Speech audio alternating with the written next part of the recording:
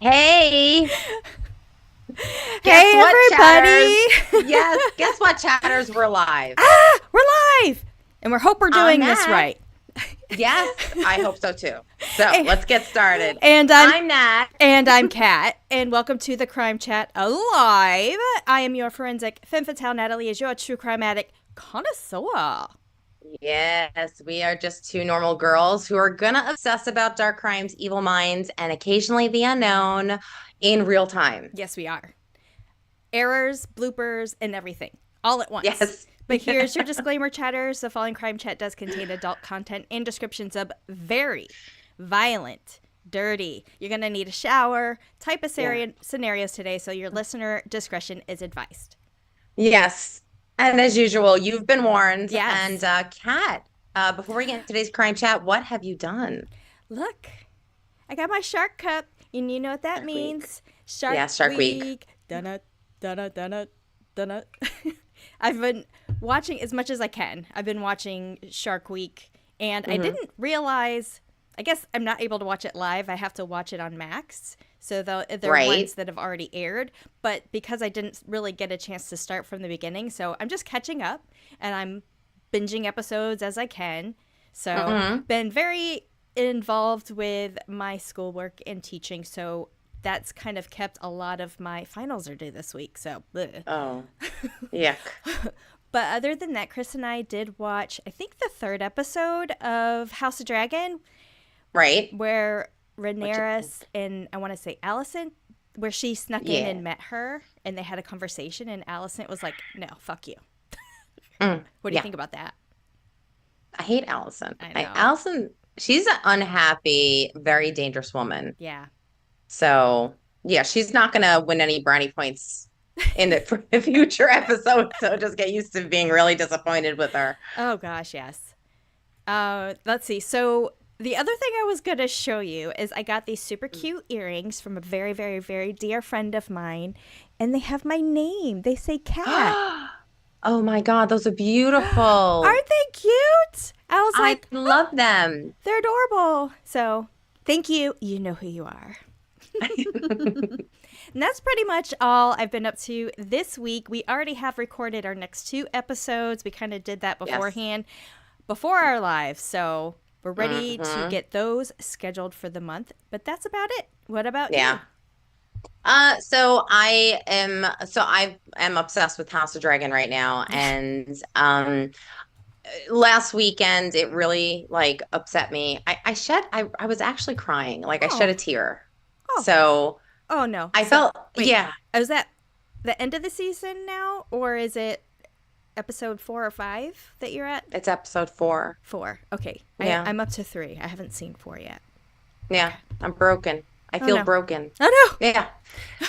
So so with that said, I kind of got lost in like a YouTube rabbit hole because with these big seasons that are coming up, we have like reaction videos that Mm-hmm. people do. Mm-hmm.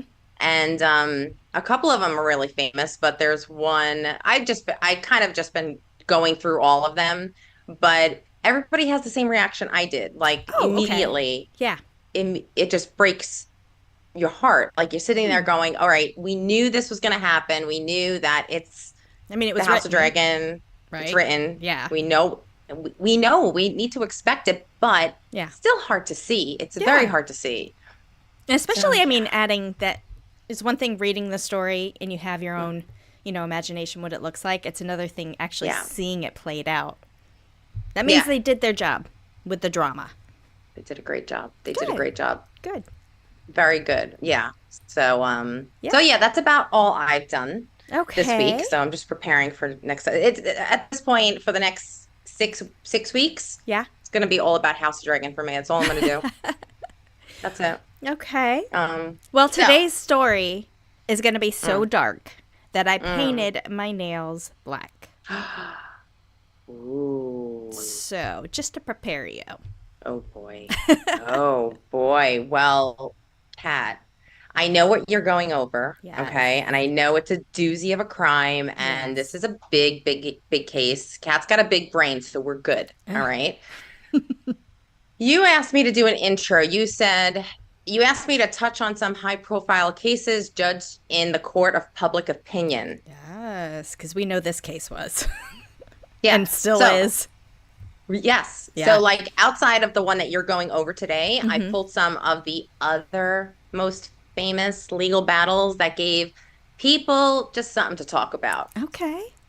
All right, Let's you give ready? them So, something to talk it's about. exactly why I put that there. I love Yeah. her. Reba Yeah. McEntire. All right, so let's get started with the most famous one-liner ever said inside of a courtroom, and that is, if the glove doesn't fit, you must acquit. Yes.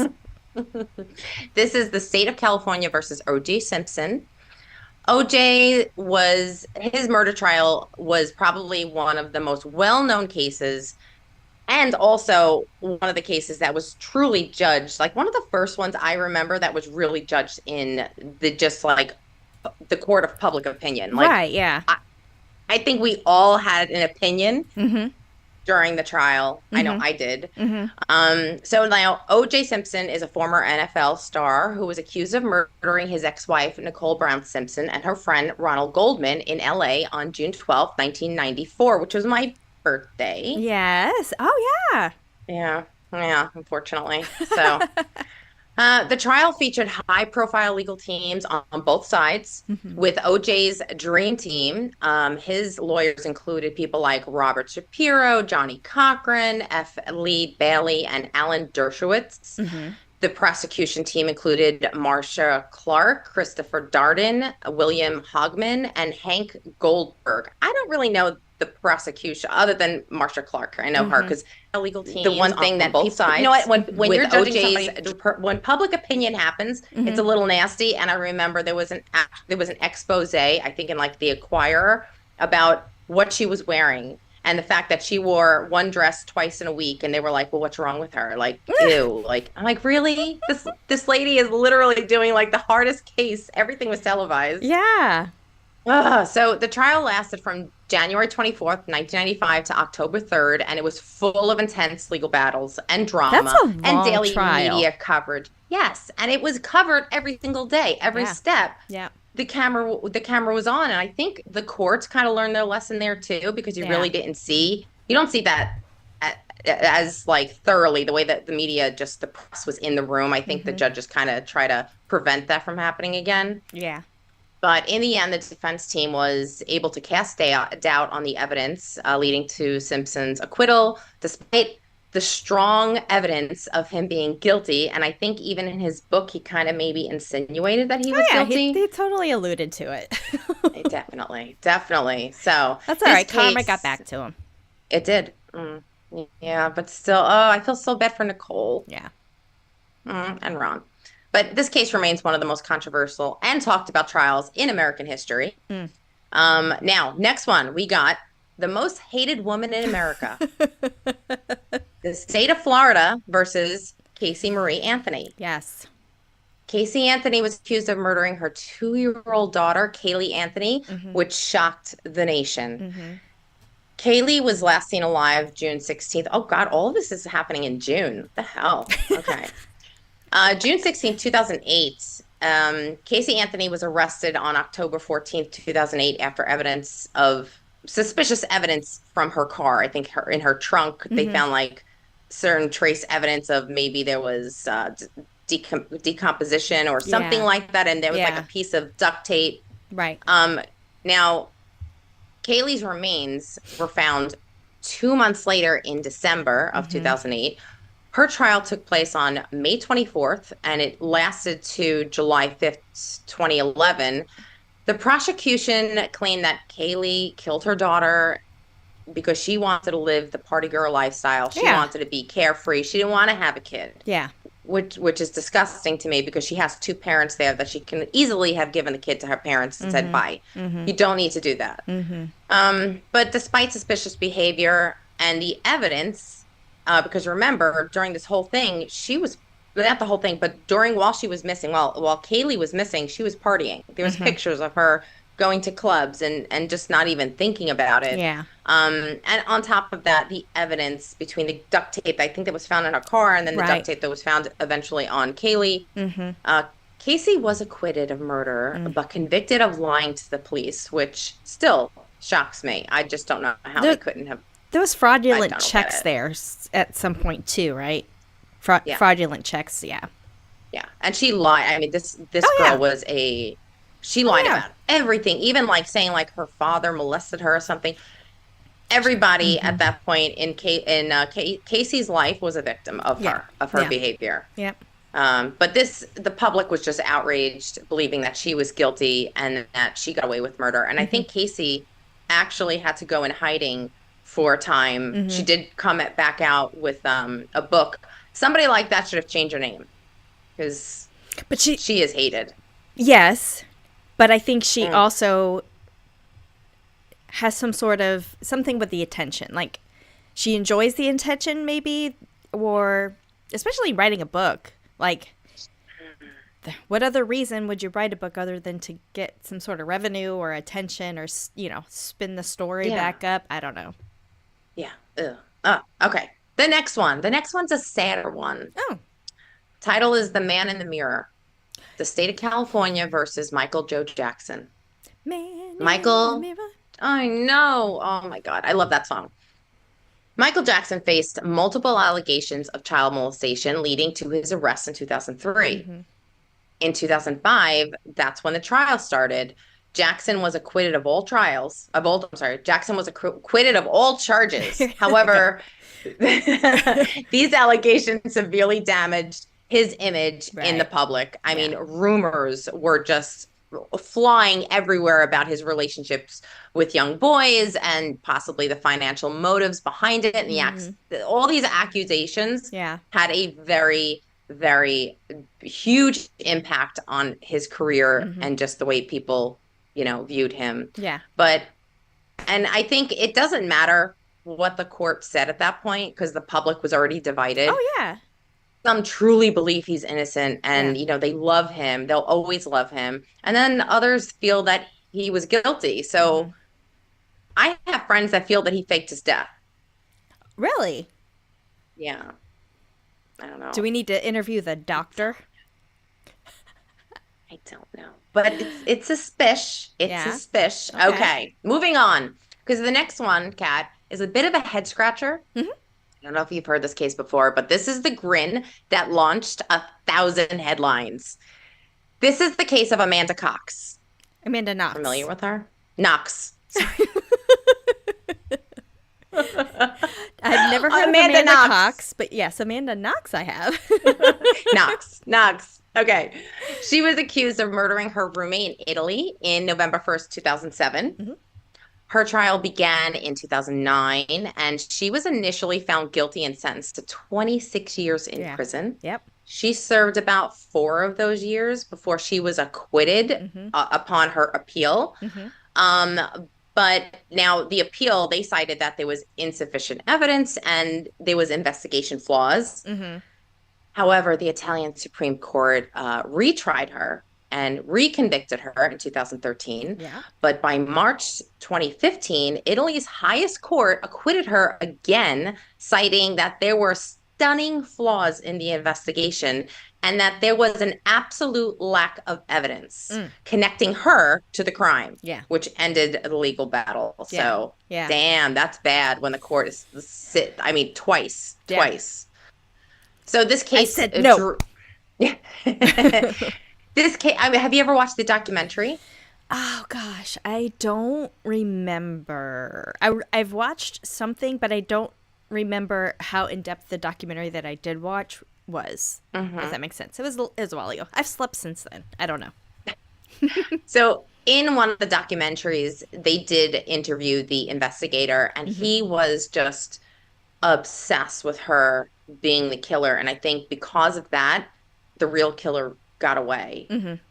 So yeah, it didn't make him look good at all.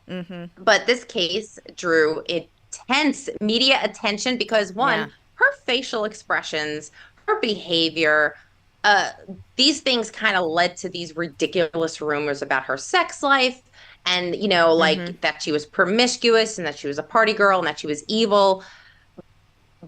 it was all based on just the way she was reacting to during what when the police were at the crime scene. Like Yeah, there yeah, was a video of her kind of hugging her boyfriend. yeah. And I'm not saying she's guilty, but honestly, after seeing that video, like her smile kind of gave me the creeps a little bit. I just Mm, think the brain wasn't speaking to the face. You know what I'm mm-hmm, saying? Like mm-hmm. I just think she was one of those people that just had that blank stare with a weird grin. I don't Yeah. know. I don't It's know. like, oh, did I show you my inner dialogue? What wait. Do you watch Modern Family, right? Yeah. Okay. There's an episode of Claire, because Claire is my favorite character. Mm-hmm. Claire has this weird like yip where when she hears bad news, she smiles or she has a grin. Mm-hmm.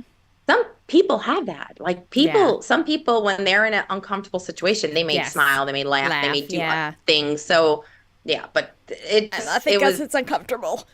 yeah. Yeah. So okay, so the last one um basically separated the public into two different teams, and we're not talking about Team Jacob and Team Edward. We're talking about Team Aquaman and Team Jack Sparrow. Okay, as a Jason Mm, Momoa fan, you mm. can't say that he sides on her with her. No, he doesn't. He doesn't. I think like she in the new Aquaman, was she even in it? I mean Yes, I she was. So they okay. actually limited her time, her screen time Mm-hmm. to, and I want to say the movie was either or was like just under 2 or maybe just over 2 hours. She had 20 minutes screen Right. time. But it Oh yeah. helped make Yeah. sense with the rest of the Right. story. That's one of those that I'm like, okay, it would have been weird to have another character Yeah. play her during, Mm, the movie. So I get it. But they did yeah. intentionally limit her screen time. Okay. Probably because they had a contract with her. I mean, they had to. Yeah, Maybe. yeah, I don't know. maybe. I don't know. So I the don't know. legal I would battle say that's something that you could break your contract over. I don't know. is Well, it it's though? Like, personal. Okay, so maybe personal life versus employment, yeah. maybe. I guess that is a little bit different. Okay, Yeah, continue. because it's definitely in the shady area, but maybe Yeah. they did limit her to a point where they kind of made her happy, the public happy, everybody's happy. Let's Mm-hmm. move on to Mm-hmm. Aquaman 3, you Yeah. know? Yeah. Okay, so this is Johnny C. Depp, the second, versus Amber Laura Heard. The legal battle between Johnny Depp and Amber Heard was very, very contentious. We all Mm-hmm. remember it. Yeah. It started in 2016 when Amber filed a restraining order claiming that Johnny had physically abused her. Mm-hmm. In 2018, she doubled down in like this op-ed stating that she was the victim of abuse Mm-hmm. by the hands of Johnny Depp. Now, Mm-hmm. Johnny was like, whoa. And he filed a $50 million defamation lawsuit Yeah. against her. Yeah. In 2022, the file featured dramatic testimonies and the shocking poop in the bed Oh, incident, yes. Have you which became have you seen yeah, the documentary that they did on Netflix? no, Chris was no, watching that one day, and I, like, when I came home or something, and I was like, "What's this?" He's like, "Oh, it's from the Johnny Depp Amber Heard trial." Now, apparently, Netflix did a whole documentary during the entire trial. really. Yeah, Oh, I gotta check that I out. forget what it's Okay, called. I'm gonna do next. All right. Well, they also featured this on the SNL. It became like an SNL skit. It was Oh pretty funny. yeah, yeah. What don't they put on Oh, SNL? I'd be I honored if know. you put us on SNL. Yeah. So both actors accused of abusing each other, basically. Yeah, It of was a he course. said, she said, who did it worse? Who do you Mm-hmm. side with? It was just all over the place. Right, But the right. public opinion was already divided before it even came to a close. Mm-hmm. The trial ended with Johnny Depp awarded 15 million in damages and Heard awarded 2 million for her counterclaim. Now, both careers, as you just said, she was Yeah, uh, drummed down to 20 minutes in a movie, in a 2 hour movie. Yeah. in a 2 hour movie. So both careers and reputations were significantly impacted. I think he initially lost the role of one of the roles in Harry Potter. Hmm. So he lost a big chunk of change as well. So this is definitely, I don't know. If she was a victim, she Mm-hmm. definitely did it the wrong way. I mean, Yeah, yeah, you know. yeah. But so that's my intro for your case today. I hope that helps. I don't know if it Thanks. No, yeah, it really does. Yeah, I was thinking like, what are some other like high profile put in the court of yeah, public opinion type of cases, because this one, Jeff is like, yeah. and the theme of the story is summarized in two words: Mhm. power and corruption, other than murder. But like, power and corruption are the backbone of this case. Yeah. And if you don't know, we're going to be talking about Murdaugh and Hmm. murder. If you don't know, you living under a rock. Right. Like seriously. Well, the Murdaugh family power and influence in Hampton, South Carolina, just an hour and a half Hmm. down the road, granted them privileged treatment and made them seemingly untouchable. Get ready, chatters, because today's story is going to get dark. The twists, the turns, manipulation, demons laying in wait are just to start. And all of this began by the unfolding of a murder. Oh, wait. June 7th, 2021, Alex Murdaugh called police from his cell phone at 10:06 p.m., saying he had discovered the bodies of his wife Maggie and his son Paul near the dog kennels. Each had been Mm. shot multiple times in the head, wrists, and chest, and with different guns. Now, at the time, no one could predict the web of lies and mysteries that would be uncovered in the public and in legal proceedings. There was an undercurrent of the Murdaugh's influence throughout the whole investigation and trial. It was a big concern. And in fact, there was a portrait of Alex's grandfather hanging on the back of the courthouse where the trial took place, and the judge authorized it that it should be removed because it could influence the jurors. Did you not know that? No, We're I going to had no actually get idea. into like the family tree. But yeah, so the very first, I think it was his great grandfather. Yeah. That's so Who took interesting. his I didn't picture know then. that. Yeah. Wow. Okay. But let's start at the beginning, at the way back. Let's start the back, at the way The back. Wayback Machine. Yes, the Murdaugh family business. The law runs deep in the Murdaugh family, as we know. How deep, Kat? Well, let me tell you. So between 1920 and 2006, three generations of the Murdaughs served consecutively as circuit solicitors, meaning the elected prosecuting attorney, within the South Carolina 14th Judicial District, who were listed as Randolph Murdaugh Sr., Randolph Buster Murdaugh Jr., Randolph Mhm. Murdaugh III. They were charged with the prosecution of all criminal cases within their jurisdiction. And within the 14th Judicial District that oversees counties in the Low Country, we talked about South Carolina before, in the Low Country of Mhm. South Carolina, Allendale, Colleton, Hampton, Beaufort, and Jasper counties. Now, this is the only system within the state of South Carolina that covers 5 counties. It's big. Wow. It's Yeah. huge. It's big. Huge. Huge. Now, with the reign spanning for so many years, the area became known as Murdaugh Country. The family's long control over the solicitor's office allowed them to wield enormous judicial and political power for almost a century. Regarded as one of the most prominent families in South Carolina, the Murdaugh family was featured on the cover story of a 1989 issue of Carolina Lloyd's magazine.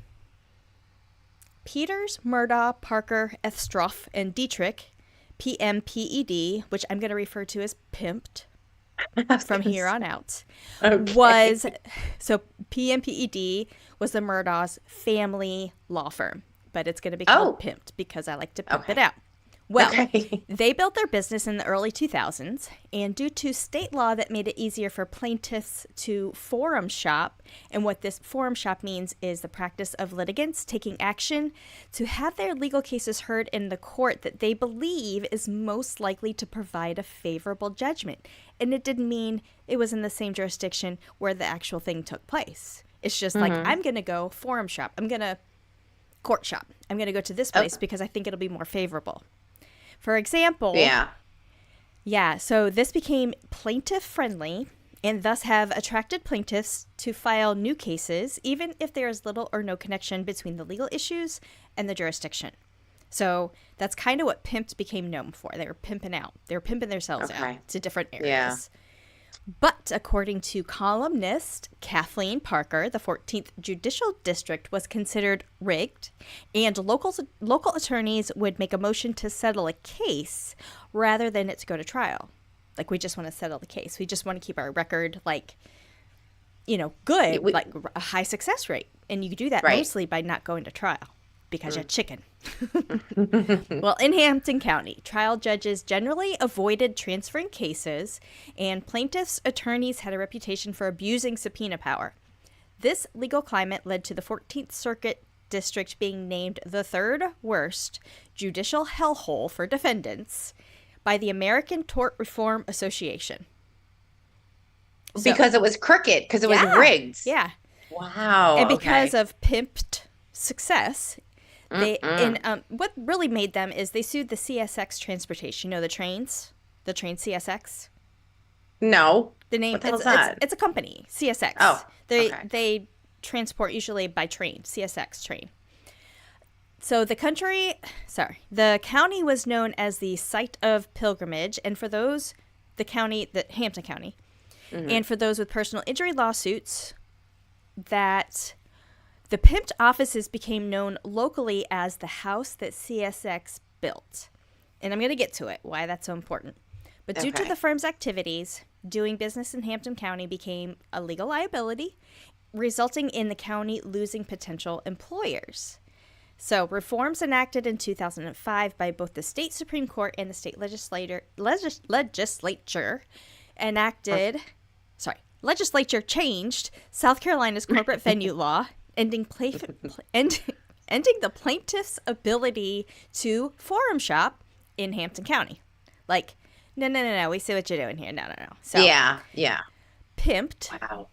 PMPED. Pimped changed its name to the Parker Law Group in 2022, shortly before Alex Murdaugh's trial. Now, let's get into the Murdaugh family tree. You ready? Yeah.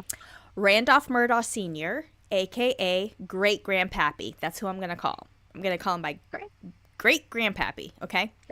Born in Varnville, South Carolina, which is a town in Hampton County, on February 28, 1887, Grandpappy was the youngest son of Josiah Putnam Murdaugh II, a wealthy low-country businessman, and Annie Marvin Murdaugh, with a maiden name Davis. Great-Grandpappy's maternal grandfather, Joseph W. Davis, was a cousin of the Confederate President Jefferson Davis. Ooh, okay. Yeah. Oh, they went back. Okay. Yeah. Now, Great-Grandpappy, he attended the United States Naval Academy and graduated from the University of South Carolina, USC Gamecocks, the law school in 1910. After graduation, he founded a one-man law firm in Hampton County and ran a local daily newspaper called the Hampton County Herald. Now, Great-Grandpappy, he married Etta Causey Harvey in 1914, and they had two sons, Randolph Buster Murdaugh, or Randolph Murdaugh Jr., and John Glenn, or Johnny Murdaugh. Okay. Now, in 1920, as I mentioned earlier, Great-Grandpappy, Randolph Sr., he became a solicitor in the 14th Judicial Circuit. He held the position until 1940, when he was killed in a collision between his car and the Charleston, Western Carolina freight train at a grade crossing outside of Arnville on July 19th, 1940. So he was killed in this train accident. Wow. Okay. Yeah. And in the months before his death, Randolph was sick, and his son, Randolph Buster Murdaugh, Grandpappy, would frequently fill in for him at court, but the death was officially ruled an accident by the coroner. Now, side note, I'm going to be talking about Grandpappy, Randolph Buster Murdaugh Jr., next, but a notable mention of the younger of Great-Grandpappy's sons, Johnny. He was born in 1918 and died in 1987. Johnny joined the United States Army and served as a paratrooper in World War II. He was the highest decorated veteran of that war from Hampton County, receiving a Silver Star, 2 Bronze Stars, 2 Purple Hearts. And after World War II, Johnny left the Army and returned home to Hampton County, where he became a farmer. He wanted nothing to do with the law. Right. Okay, so now Randolph Buster Murdaugh Jr., a.k.a. Grandpappy. We just talked about great-grandpappy. Now we're going to talk about Grandpappy. He was also born in Varnville, South Carolina. Go figure. January 15th, 1915, he earned his law degree from USC Law School in 1938 and afterward moved to Hampton, South Carolina to practice law. Grandpappy also worked for his father, great-grandpappy, as an assistant solicitor and served as president of the Hampton County Young Democrats. Now, Grandpappy announced his campaign for the Democratic Party's nomination to succeed his father as Circuit Solicitor of South Carolina's 14th Judicial District a week after Great-Grandpappy's death in July of 1940, and he won. Grandpappy served from 1940 until 1986, and in his 46 years of office, Grandpappy ran opposed twice. In 46 years. Grandpappy. Yeah. You don't want to mess with Grandpappy. Come on now. A few months after the death of his father, great-grandpappy, he sued Charleston and the Western Carolina Railway, claiming that poor maintenance on the rail crossing had contributed to the death of his father. And although there were rumors that the crash was no accident, with believing that great-grandpappy intentionally stopped his car on the tracks to commit suicide, or that the crash was alcohol-related, Charleston and Western Carolina RW, the railway station, settled the lawsuit for an undisclosed sum out of court. Now, wow. Okay. Yeah. Now, Grandpappy, he was known for his love of chillin' tobacco, his courtroom prowess, and his flair for acting out murders before captivated juries. But in 1956, Grandpappy was indicted by a federal jury for allegedly warning a bootlegger to move his moonshine to a neighboring county in order to avoid the revenuers. So he kind of gave, because he probably liked the moonshine too. So he gave him a little heads up. But Grandpappy was acquitted, and he retired in 1986, and he died February 5th, 1998. Okay. We got more to go. Now, Randolph Murdaugh III, a.k.a. Daddy. So we got great-grandpappy, Grandpappy, and Daddy. Okay. Okay. He was born October 25th, 1939 in Savannah, Georgia, not Varnville. Surprise, surprise. Daddy graduated from Wade Hampton High School in 1957. Then in 1961, Daddy graduated from USC Law School with a Bachelor of Science in Business. Oh, sorry. That wasn't law school.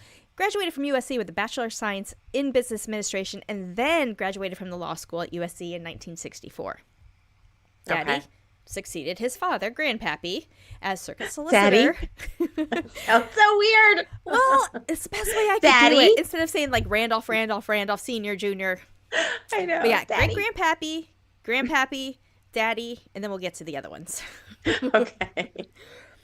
So, Daddy was president of the South Carolina Solicitors Association between 1995 and 1996 and served on the National District Attorneys Association Board of Directors between 1998 and 2005. Daddy ran unopposed for all 5 terms and held office until he retired in 2006. After retiring... Rigged. Yeah. This is a rigged system. Now, after retiring, he went into private practice and created the law firm Pimped. Daddy married Elizabeth Alexander, and they had 4 children that include 3 sons. Randolph IV, called Randy. We'll hear more from him later. Richard Alexander, yes, that Alex. And both who actually entered the Pimped Empire law firm. And then John Marvin. We're going to get to Johnny as well. Daddy died of natural causes June 10th, 2021, 3 days after his daughter-in-law Maggie and grandson Paul were murdered. Did you remember that? Oh, I didn't realize that Daddy died. Daddy died. Yeah. Oh my God. Okay. He was buried at the Hampton Cemetery, and actually Maggie and Paul are also there. But okay, now let's get down to some nitty-gritty. We're going to talk about the downfall of the murder dynasty. Bum, bum, bum.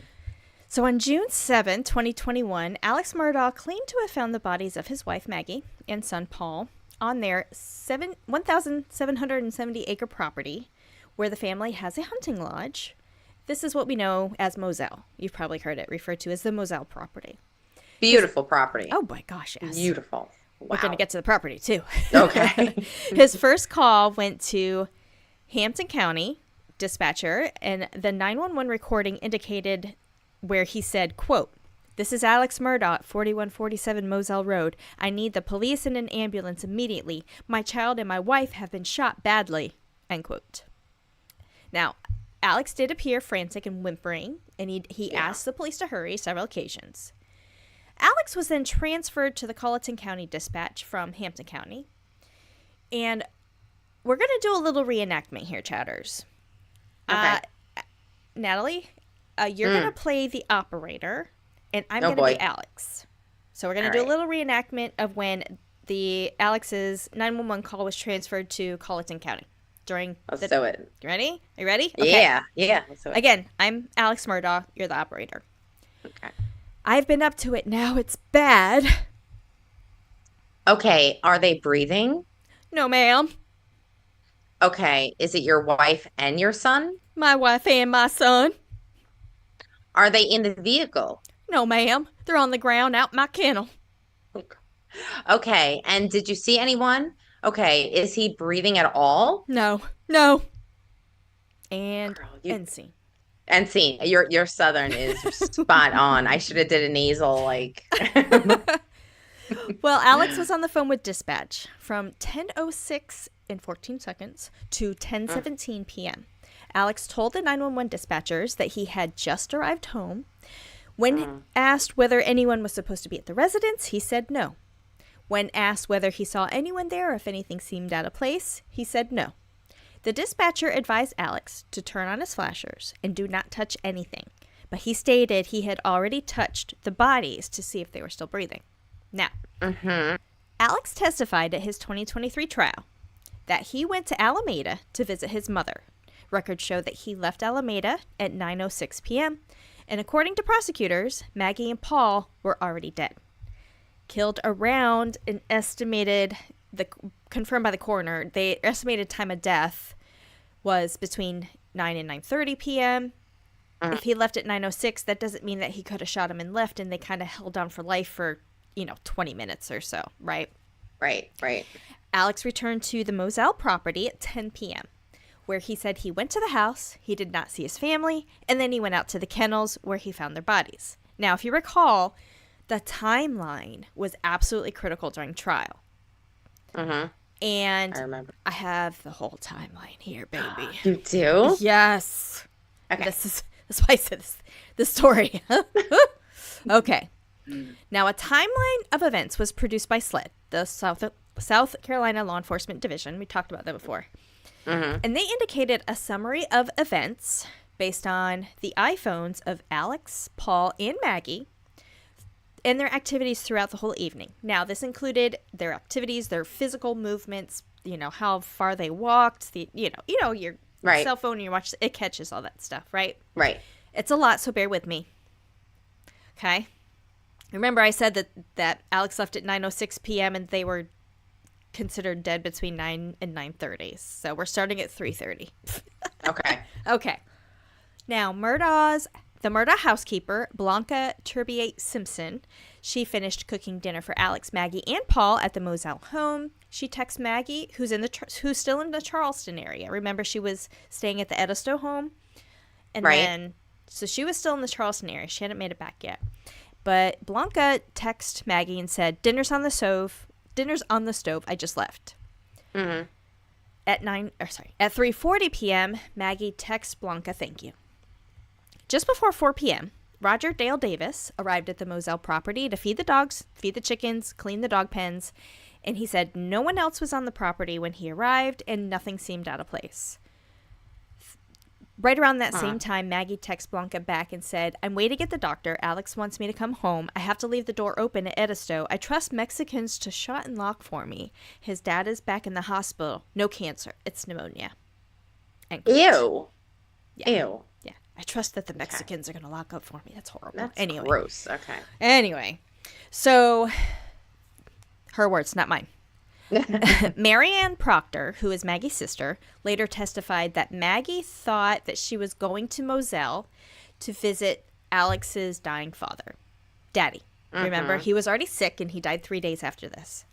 Yeah. So just before 4 p.m., Maggie texts Blanca regarding Alex having a lot of pressure on him to care for his ailing parents.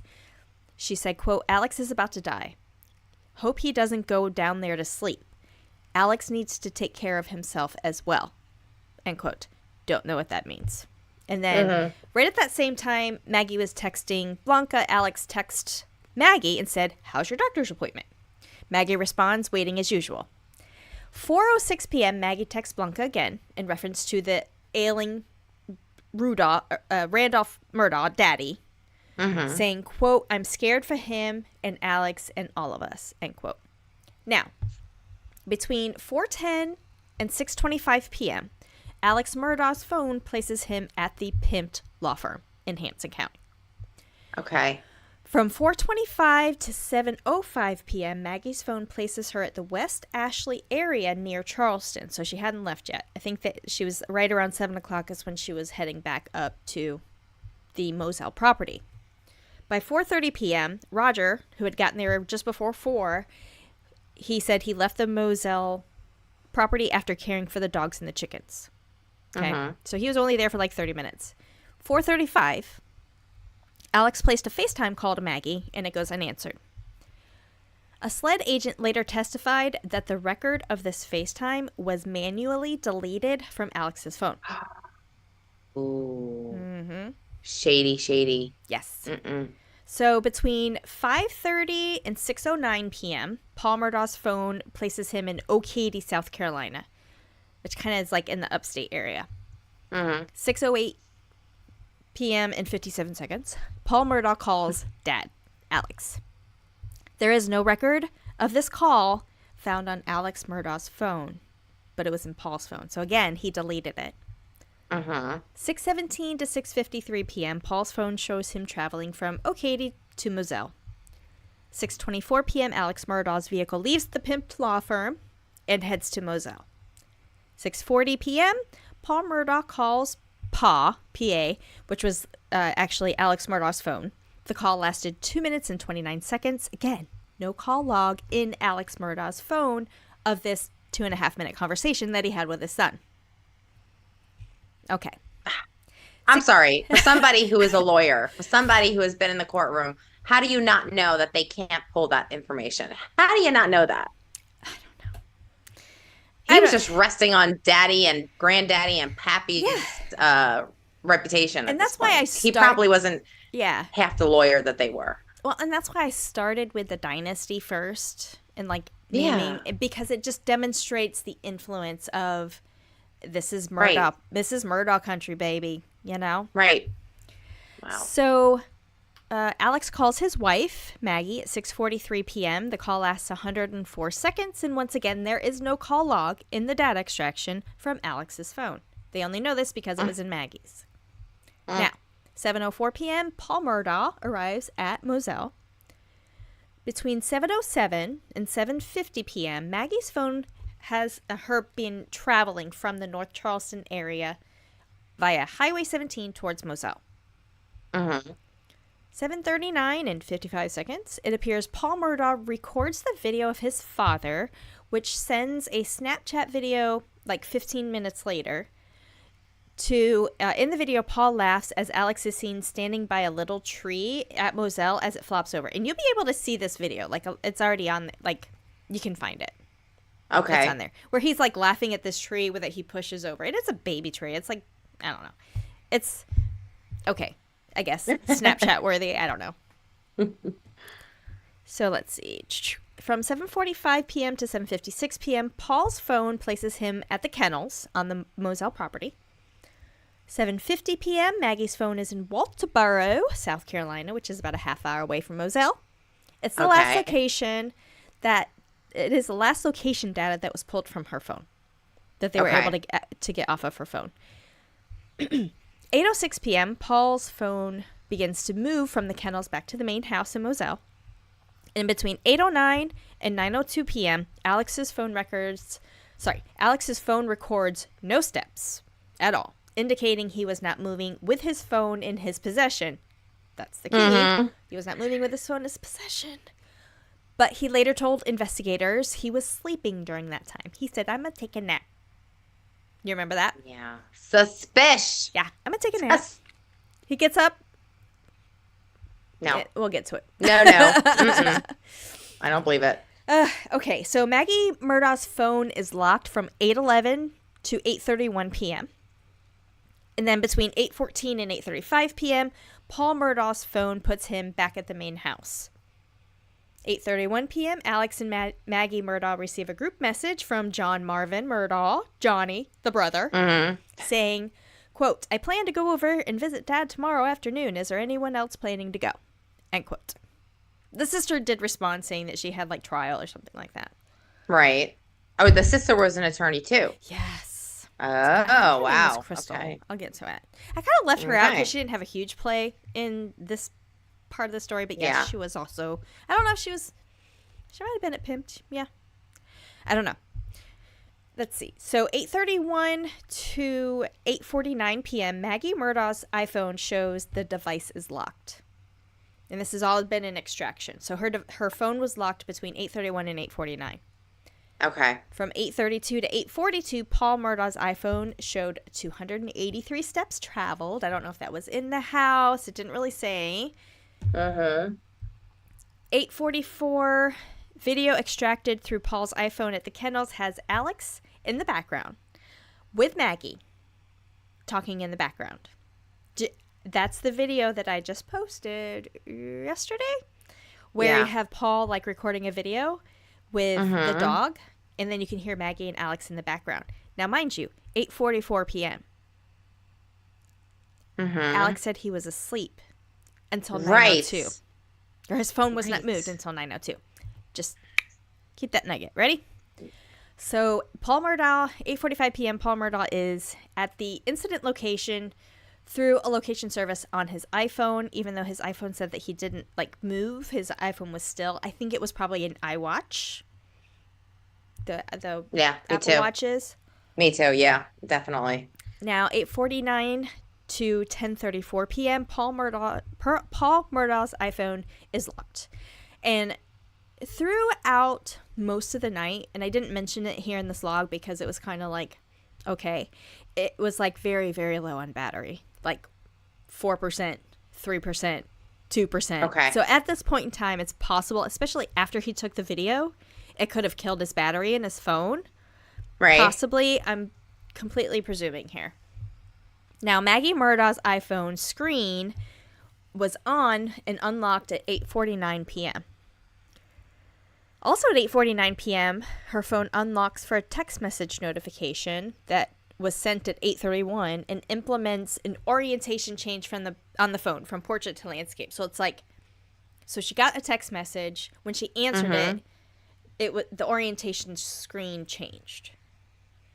Oh, so she turned her phone. So somebody was viewing it. Like, somebody picked it up and okay. Yeah.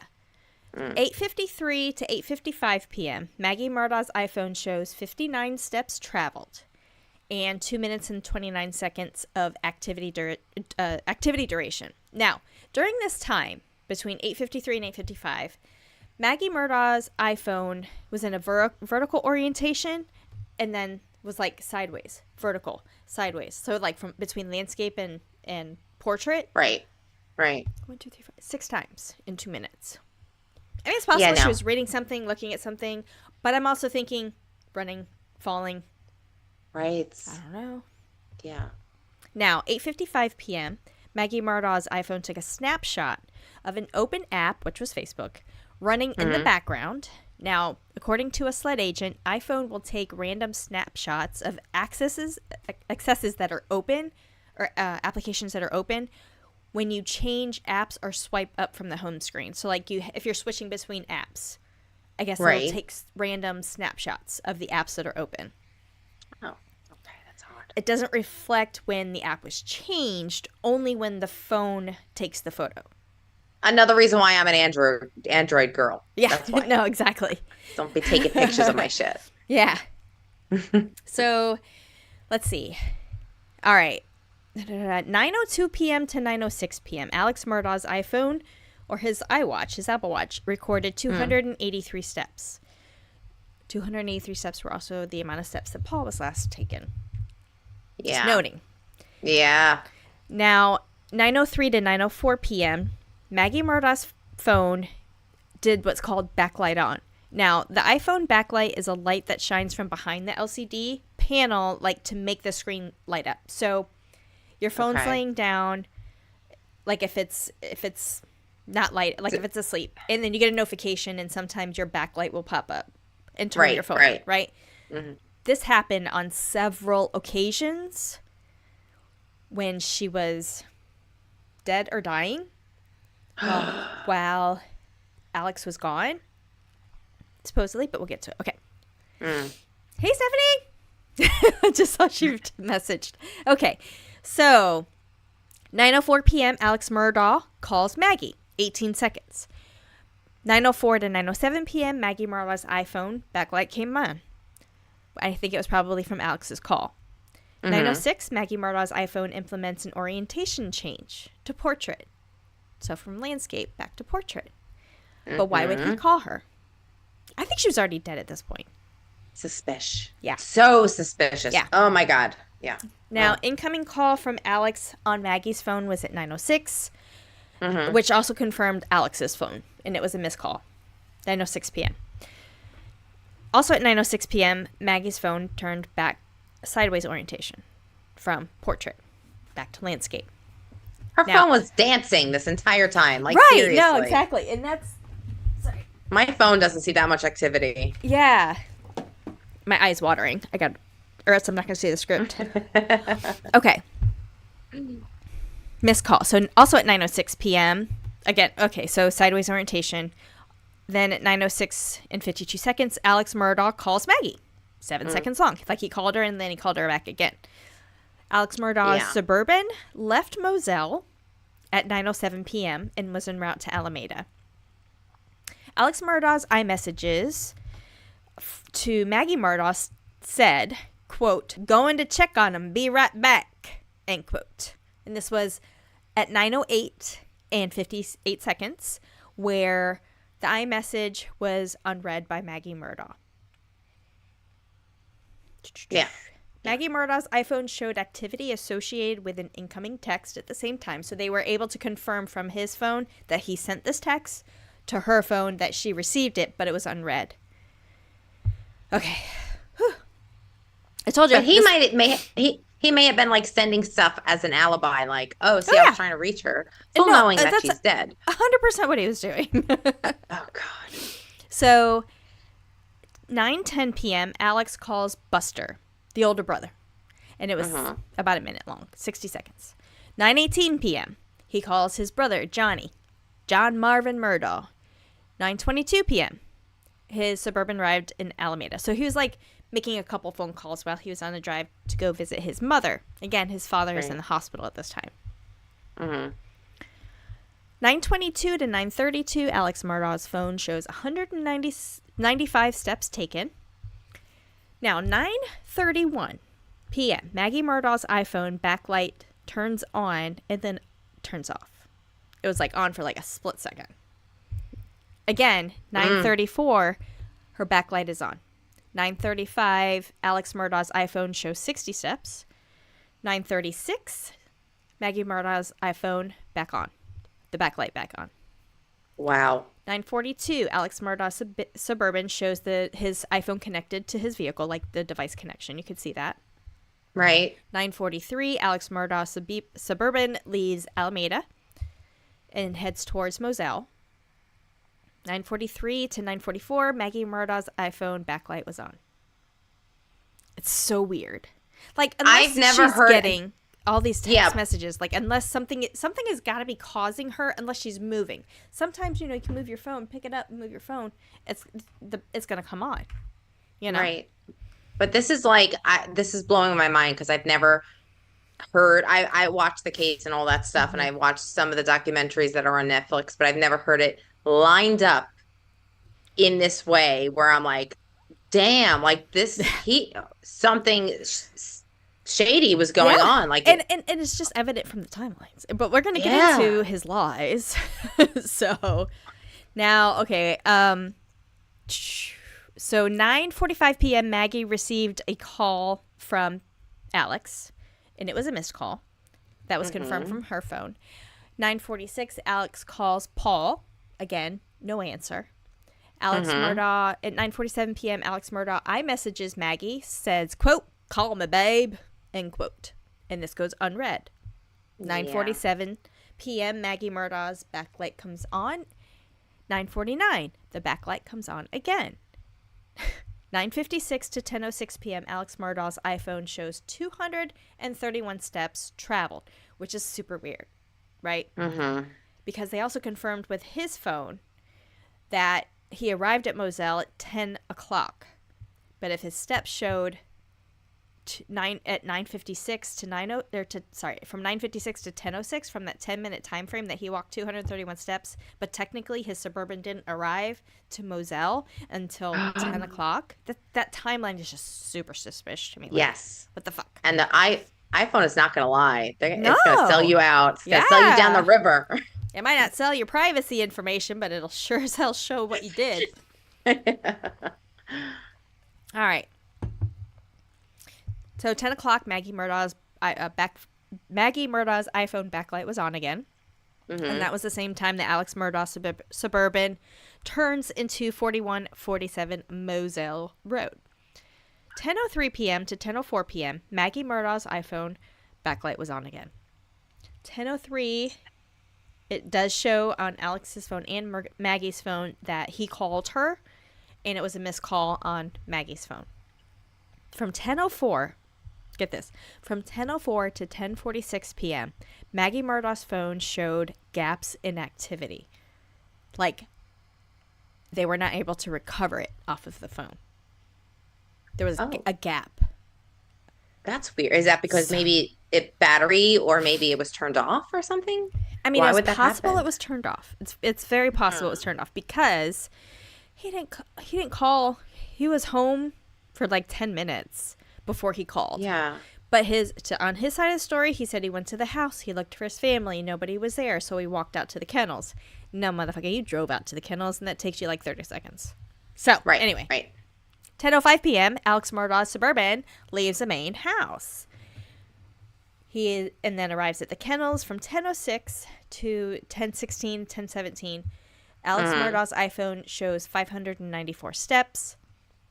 It does also confirm for 637 seconds that he was on the phone with 911 between 10:06 and 10:17 p.m., that time that he was like walking and pacing. But also during this time, his Suburban leaves the kennel. So like he walked to his car. As he's on the phone with 911, he walked to his car, drove up to the house. 10:13, he leaves the main house, drives back to the kennels, and arrives at 10:14. And then he got off the phone with 911 at 10:17. We're going to get to that part here in a minute. And let's see. Alex Murdaugh calls Randy, his brother, at 10:17 after he got off the phone with 911. He did say, "I'm going to call family members and blah, blah, blah. Police are on their way." Okay. Randy answered, and it was only like 16 seconds long. I don't know what happened, because then he followed up calling Randy and said, with a text message, and said, quote, "Please call me, emergency," end quote. Ooh, So it's like it connected, but you know how sometimes it connects, but you don't hear anybody on the other line? That might have been what was happening. They kind of live out in the country too, so you never know. So at 10:18 to 10:28, Alex Murdaugh's iPhone showed 525 steps traveled. At 10:18 p.m., Paul Murdaugh's iPhone backlight came on. I don't know if it was charged, because it showed that zero activity for quite some time, and it was very indicative of the battery died, because it showed that on the log of the extracted information that his battery was on like 4%, 3%, 2%. Right. Yeah. Okay. Oh.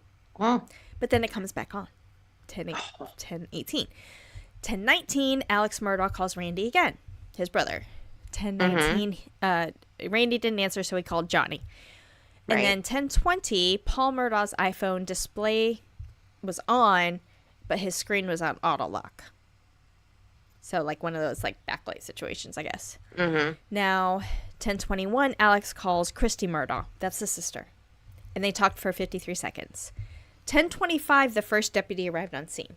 So he called 911 at 10:06, got off the phone with them at 10:17. The first deputy on scene was 10:25.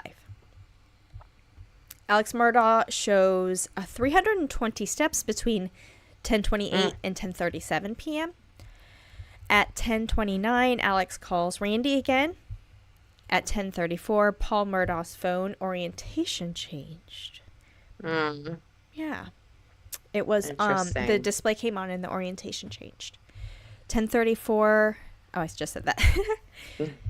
Then at 10:34, also in 24 seconds, Paul Murdaugh's iPhone showed device power off. So it might have lost its battery life then at 10:34. Okay. Are you confused yet? Because it's a lot. No, I'm honestly, I'm. This is actually like I have more clarity the way you're doing it because I didn't realize this much was going on. But what's disturbing me right now is the fact that he called his brother and his sister, and he called them back. Like that seems weird. Like if you're his brother or his sister and he's calling you saying I'm in trouble or emergency, text me or whatever. Yeah. Like why is he calling them back? Like as a sibling, wouldn't you be like, I'm there, I'll be right there or whatever? Or it just seems weird. We'll hear from Randy and Johnny in a few. But it gets weirder. Oh, okay. Okay. Okay. So I mentioned 10:34. Paul's phone orientation changed, and then the device was powered off. 10:35, Alex calls Johnny, 28 seconds long. 10:36, he calls Randy, 56 seconds long. Then, 10:40 p.m., Alex searched what's called Whaley's Edisto. Quote, Whaley, Whaley, in Edisto. Now, Whaley's is a seafood restaurant and bar in Edisto Beach, South Carolina. What the fuck? Right. Why would you search that on your phone, allegedly, less than 30 minutes after you just found the dead bodies of your wife and your son? You're searching Whaley's Seafood? Whaley's Edisto? Girl, at the end of this, I do have a theory, but we'll talk about it at the end. Okay. Let's see. 10:40... when he was searching Whaley's, he walked 244 steps. 10:44, he calls Richard Buster Murdaugh. Buster, his other son. And, but it only lasted like 8 seconds. It might have been one of those weird things too, or like never really connected because Buster immediately called him right back. Or sorry, Buster immediately called Maggie. He called his mom first. There was no answer. Alex ends up sending a group text to Buster, Tracy White, and Brooklyn White. I don't know who they are. And they really don't have a play in what I found, so I'm just kind of like... But he sent a group text and said, call me urgent. Buster calls right away. So Buster tried to call his mom at 10:47. He receives this text message, and then at 10:47, like right away, he calls his dad. And they were on the phone I feel like the way Buster is reacting is normal. I think like just from 2 minutes alone, like that's exactly what a normal person would do. Would be follow up with mom, follow up with this. Yeah. The siblings seem a little shady. Which is weird because he called Buster, right? Yeah. They talked for 8 seconds. I'm thinking Dad's going, hurry up, call your mom. Click. Didn't think of it that way. Okay. Oh. Seconds later, he calls Maggie, and there's, of course, a missed call. And then Alex tries to cover it up by going, call me, urgent, sends it to a group text message to Buster and these two other people. Like, oh, okay. Yeah. You know what I'm saying? That's another way of thinking of it. He's covering his tracks. Yeah. And Buster's covering for him as well, if Buster was not there. But we'll see. Yeah. Okay. So Buster calls Alex at 10:47, 10:50. Alex's iPhone showed 232 steps. Now there's a little bit of a gap because after Buster calls Alex, right, SLED didn't get to the scene until 11:47 p.m. Not that there's anything, like, it takes a little bit of response time. Like, once the initial officers assess the scene, it's going to take a little bit of time to get, like, state level. Like, don't you know who I am? This is Alex Murdaugh from 4147 Moselle. You know, my wife and my son are shot. Hurry. Like, but that's the very close first to thing an you hour. That's like close It to an is. hour in difference. So like even in the most remote places. So you live in this state. So like what's the response time If I'm within? going, so if we get called out into a scene, for instance. Yeah. And maybe, I don't know where SLED was located. Hampton County is like in the middle of nowhere. And like, were they coming from Charleston? If they're coming from Charleston, it's going to take a minute to get up to Hampton. Okay. Which I imagine they might be like a little bit more there. Like, we don't have any SLED agents in Sumter. They're all in Columbia. Columbia is 45 minutes away to an hour. So let's just say something were to happen here. We call SLED. SLED's like, all right, we're on the way. It's going to take a little time to get there. Right. Okay. Got it. All right. Okay. Let me take a little sip. Timeline's over for now. That was great. That was great. That set it up perfect. Thank you. 8 hours of timelines. And that's not everything. I didn't include everything. I just pulled out what was like, I thought like the most important things, right? Yeah. So at trial, the prosecutor, Creighton Waters, questioned Alex and said, quote, "And we got to the scene and you got out of the car, according to what you told law enforcement repeatedly, and went and checked the bodies, correct? Before you called 911, correct?" End quote. Alex answered, "No, sir, that's not correct." Oh. The prosecutor's response was, "You're saying you didn't say that to law enforcement?" Alex answered, "I don't know what I said to law enforcement, Mr. Waters, but I can tell you this. I pulled up and I saw Maggie and Pawpaw. I jumped out of that car. I noted I went back to my car, called 911 as quickly as I could. That point in time, when I got on the phone, that is when I went to them and did the things that I did." End quote. That mic drop. That accent, girl. Mic drop. That was great. So as we just heard from the timeline, that detailed timeline, and the 911 call, Alex said he checked the bodies before calling 911. Do you remember that? I told you that. That was in our interaction. That was in our interactive communication. Right. I said, "No, ma'am, they're already dead. I already looked." And that was with 911. But in court, he's saying, "No, sir, that's not right. I don't recall that." Yeah, I do not recall. Mr. Waters, let's back up a little bit, okay? Prosecutor then, Mr. Waters, questioned Alex. "After you got out of the car, you told law enforcement repeatedly that you went over and you checked the bodies before you called 911. Alex answered, "No, sir.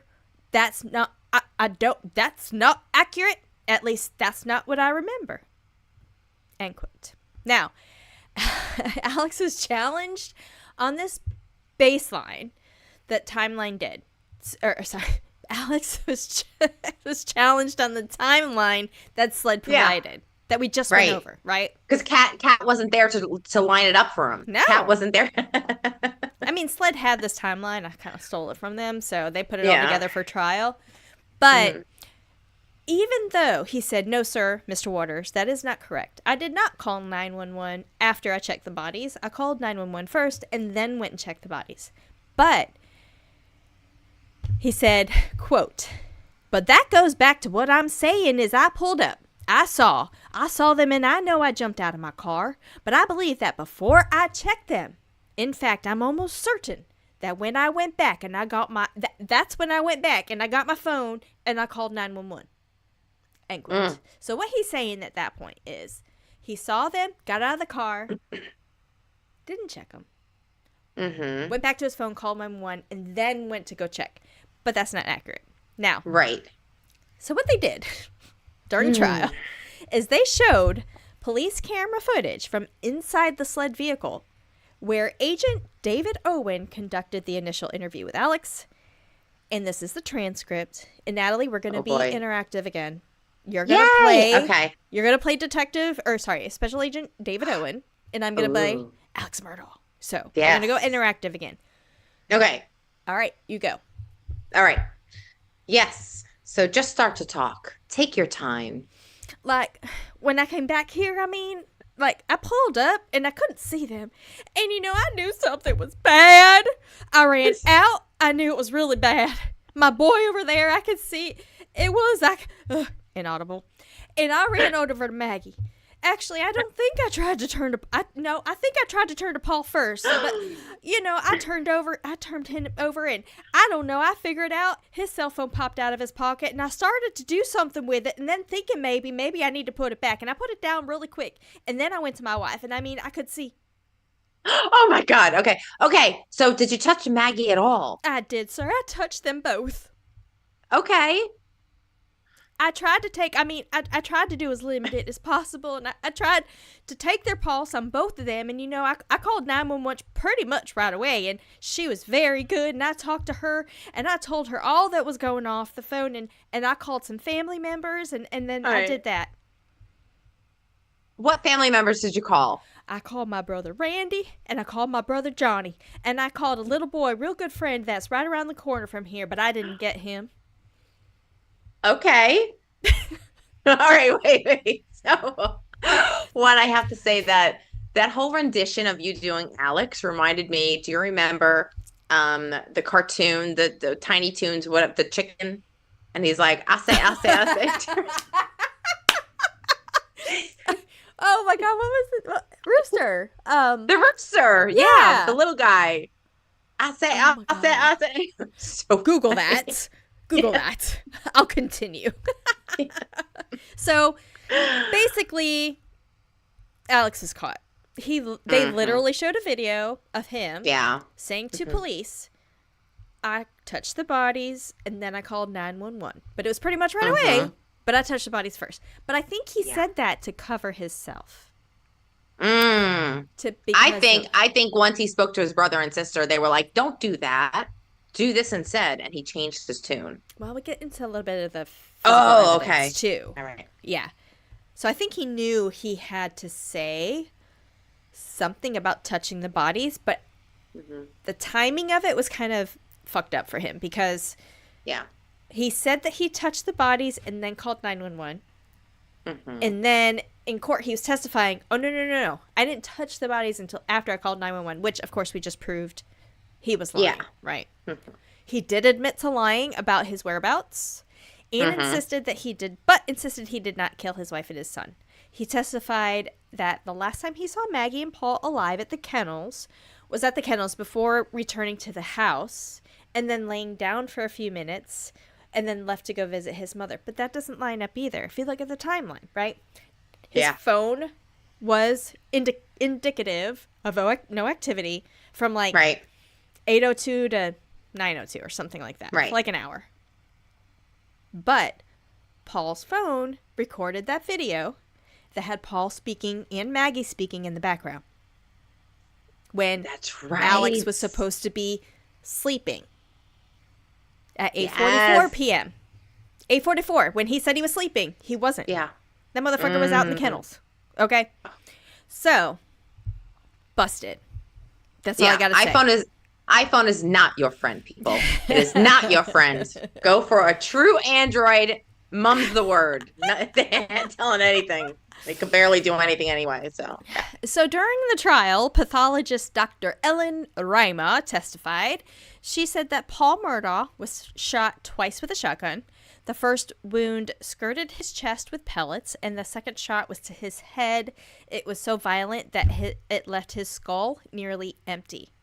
Oh my God, that's terrible. Yeah. Oh.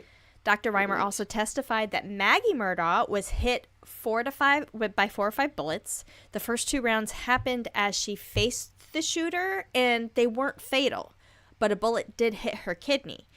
And she said that the projectiles, the ammunition that was going through her body hit her left kidney. And if you can imagine, that's going to be something a painful wound that could have caused her to fold over in pain. Like it was so painful, she would have bent over. Yeah. While bent over, facing away from the shooter, Maggie endured a fatal shot that went into and out of her chest and then into her face. So, like, if you imagine somebody's bent over, it's coming from behind, it's going in the chest, out of the chest, and into her face. Oh, my God. This is an execution. Yeah. The Dr. Reimer said, quote, "It basically destroyed her brain," end quote. Wow. Yeah. So during the trial, Alex initially claimed he was at his mother's home at the time of the shooting. Now, while authorities said blood spatter, allegedly found on his clothing, indicated that he, too, was at the dog kennels when his wife and son were killed. Alex's attorney claimed that their client checked the bodies for signs of life, and that's why he had blood on his hands and on his clothes. Right. Not this type of blood spatter, right? It's called blowback. You know, when you shoot something and then you get the blood back. There's difference between that kind of splatter and smudging, like checking the bodies. Okay. You know what I'm saying? Yes, anyway. I do. But isn't that more like gunpowder that's blowing back on you? Or is it blood as well? Blood, yeah. Yeah. Yeah. Wow. Yeah. Okay. Prosecutors claimed that Murdaugh murdered his wife and his son to gain sympathy ahead of a, quote, pending motion that threatened to expose years of substantial debt and illicit financial crimes, end quote. So, at the time Paul was murdered, he was awaiting trial in connection to a boating incident wherein 19-year-old Mallory Beach was killed. In April 2019, Paul, who was then 20 at the time, was arrested and later indicted on charges of 1 count of boating under the influence, BUI, causing death, and 2 counts of causing significant bodily injury. May of 2019, Paul pleaded not guilty, but he was released on a $50,000 bond. Put a nugget in that. We're going to come back to Mallory Beach. Okay. The housekeeper, who Maggie communicated with on June 7th, Blanca Turbiot Simpson, she did testify at the trial as well. Blanca said that she has known the Murdaugh family for more than 15 years. She worked for Alex, helping him with Hispanic-speaking clients, and his wife Maggie running errands and cleaning the house for them. But not knowing what happened the night before, Blanca said that she received a phone call from Alex the following morning. So this happened June 7th. June 8th in the morning, she receives a call from Alex. He said, quote, "B, they're gone," end quote. She testified that she said she thought that meant Maggie and Paul went to the Edisto house. That's when Alex told her they were dead. She said she dropped the phone, she was in shock, and she immediately started to head towards Moselle. Alex told her he knew people would be coming by, friends and family, bringing food, and he wanted the house to look the way that Maggie would want it to look. So she went to the house. But when she got there, she noticed a few things.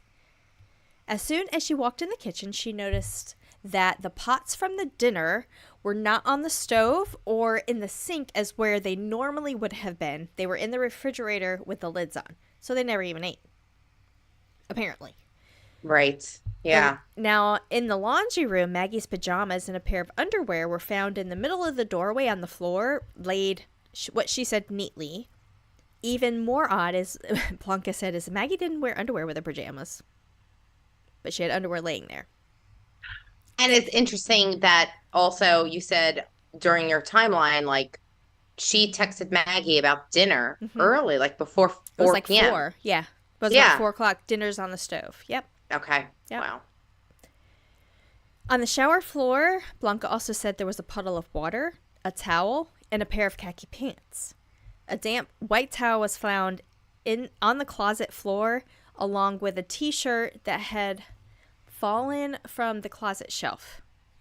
So it was on the t-shirt, like it was like somebody had gotten in the closet with some swiftness and made, a shirt fell and a towel was on the floor, kind of thing. Okay.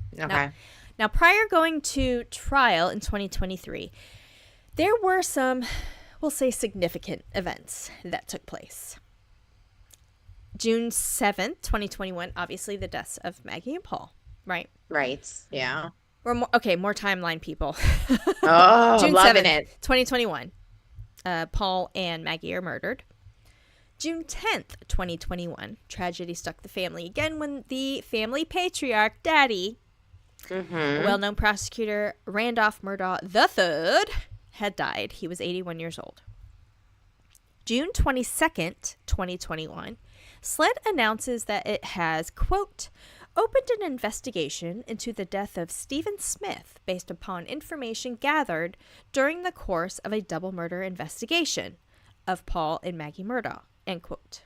Keep a nugget in that. We're going to come back to Stephen Smith. Okay.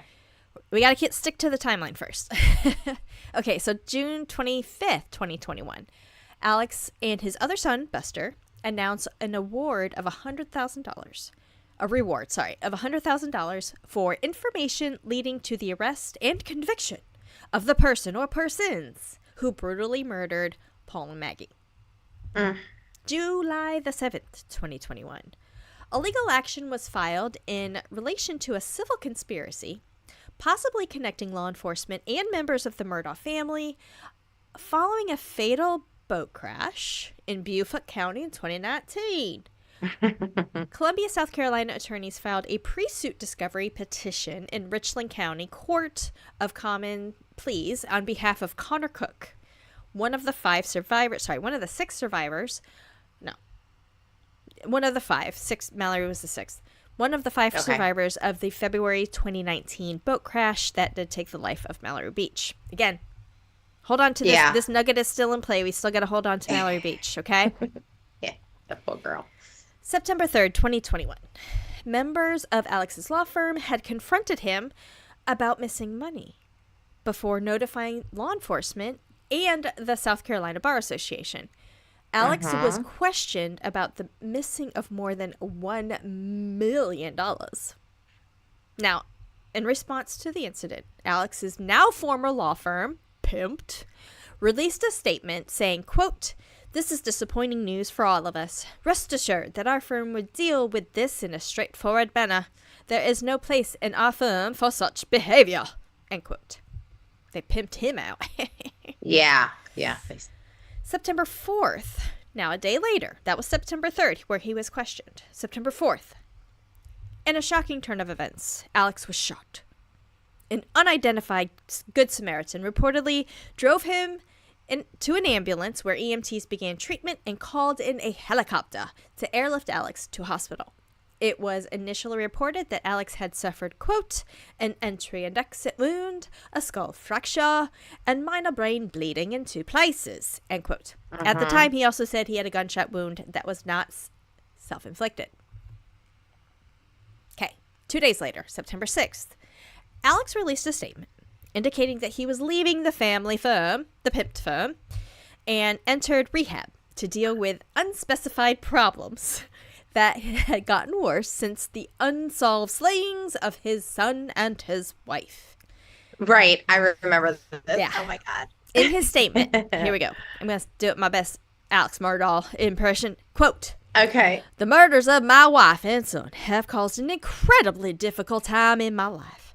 I have made a lot of decisions that I truly regret. I'm resigning from my law firm and entering rehab after a long battle that has been exasperated by these murders. I am immensely sorry to everyone I've hurt, including my family, my friends, and colleagues, and I ask for prayers as I rehabilitate myself and my relationships." End quote. God damn, I love the Southern accent, man. I love it.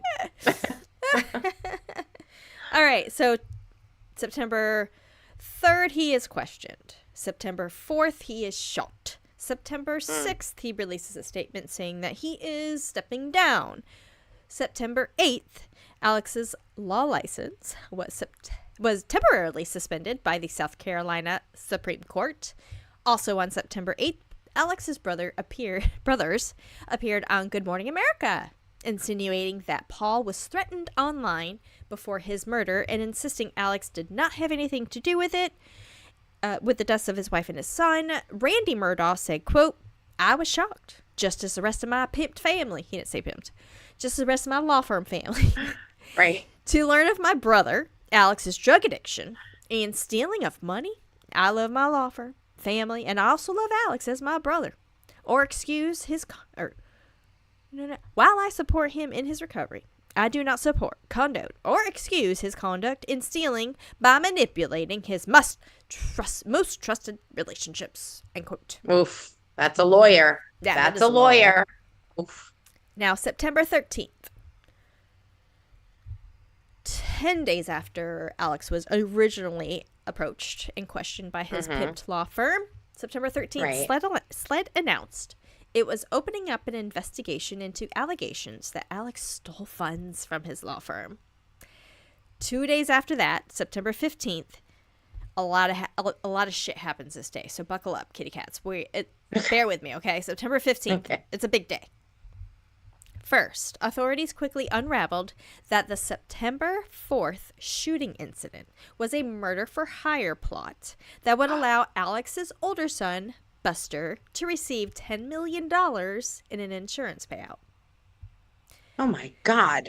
Now, Curtis Edward Smith was arrested by SLED for conspiring with Alex after Curtis was allegedly hired by Alex to kill Alex. So Alex hired him and said, just shoot me. And the reason is because that would leave everything, get rid of all this fucking mess, and that would leave everything in money, and Buster, his remaining family member, would be taken care of. Right. Yeah. So. Where was I? Curtis said that Alex provided him with a firearm and gave him explicit instructions to shoot him in the head. Curtis was charged with assisted suicide, assault, and battery of a highly aggravated nature, pointing and presenting a firearm, insurance fraud, and conspiracy to commit insurance fraud.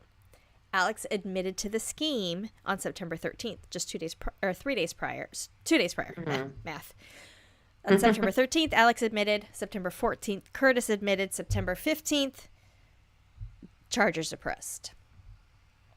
Alex's lawyer said that Alex's addiction to opioids and his depression following the June 7th, 2021 murders of his wife and his son drove him to concoct the scheme. Now he's trying to save your oldest son.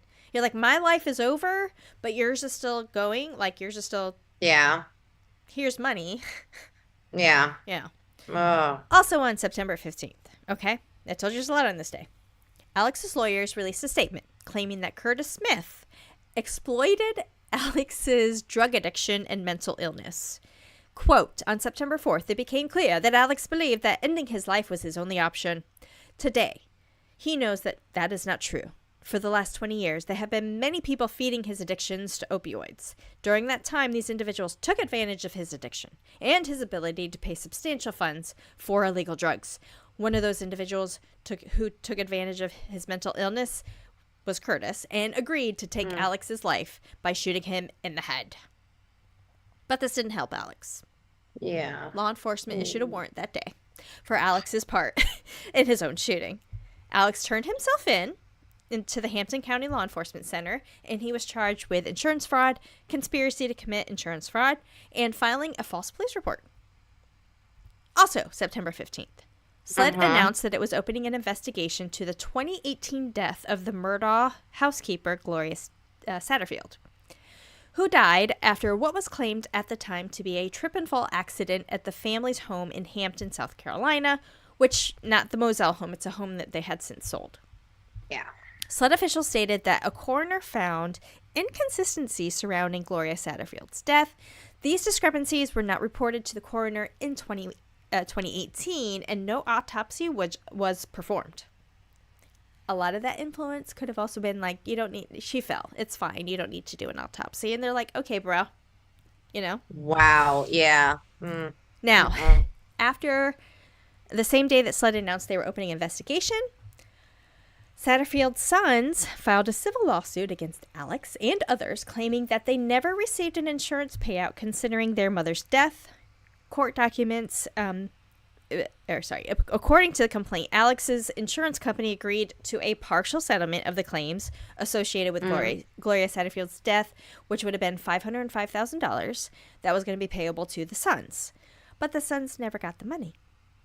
Again, nugget. Right. We're going to come back to Gloria Satterfield. The following day, September 16th, Alex appeared for an arraignment and bond hearing into the conspiracy to have himself killed.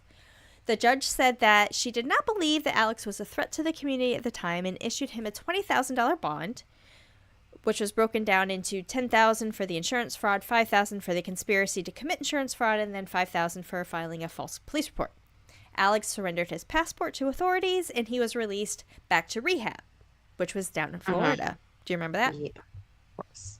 All roads lead to Florida. Come on now. So, within a month, October 13th, SLED announced that Alex was a person of interest in the murder of his wife and his son. The following day, October 14th, Alex was arrested yet again and charged with misappropriating insurance settlement funds in the wrongful death lawsuit that followed the alleged trip and fall of Gloria Satterfield. He was arrested by SLED and the federal law enforcement division as he was leaving the drug rehabilitation facility in Orlando. So he was getting discharged. So I thought it was kind of funny they named him this person of interest, knowing the next day he was getting discharged and then arresting him the next day. Sneaky. So he was charged with 2 felony accounts of obtaining property by false pretenses in the Gloria Satterfield. Also on October 14th, Curtis Smith, the man accused of assisting Alex with his botched assisted suicide plot, claimed that Alex was never actually struck by a bullet. He went on NBC's Today Show and said that, quote, said that he didn't shoot Alex on Labor Day weekend, but he said that on September 4th, Alex had asked him to meet at a rural road in Hampton. He claimed when he got there, Alex was holding a gun. Quote, Alex said, "You gonna shoot me?" I said, "No." He said, "Well, you gotta do it." And then he made this move like this, and I grabbed his arm, and I shoved, and the gun went up behind him, between me and him, and then it went off. And I'm 1,000% sure that bullet did not enter him. End quote. I'm just living. I am living for this accent. Okay. So he went on. Do you remember when he went on? Yes, Show? I do. I remember this guy. He was a character. He was a character. Yeah. Because he was like somebody that was already struggling with like drugs and stuff like that. And he. Yeah. And so the defense attorneys or Alex's attorneys were saying that he exploited Alex. No. Alex exploited him. Yes. You know? Yes. Mm-hmm. But in response to Curtis's statements on the Today Show, Alex released his medical records to prove he was shot. Yeah. The head-to-toe examination at Memorial Health in Savannah, Georgia, on September 4th, 2021, 5:34 p.m., where Alex was admitted to ICU on the trauma, quote, revealed 2 superficial appearing bullet wounds to the posterior scalp with no active hemorrhaging, end quote. His skull was not fractured. What was there like was no entry? There was no entry and exit wound. It was superficial, like it grazed it. It was it was a graze. It was like a cat scratch. It was like just a little. Yeah, exactly. So that didn't actually exactly work in his favor. You know what I'm saying? Mm-mm. November 18th, 2021, a grand jury issued 5 indictments charging Alex with 27 counts of financial misconduct. The indictments allege that Alex stole money from his clients, other lawyers, and the family of his late housekeeper.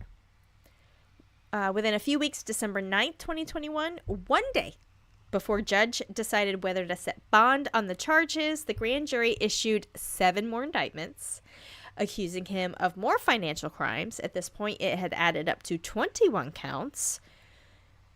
21 counts, and then 48 charges at the time. So the total was 48 charges, sorry.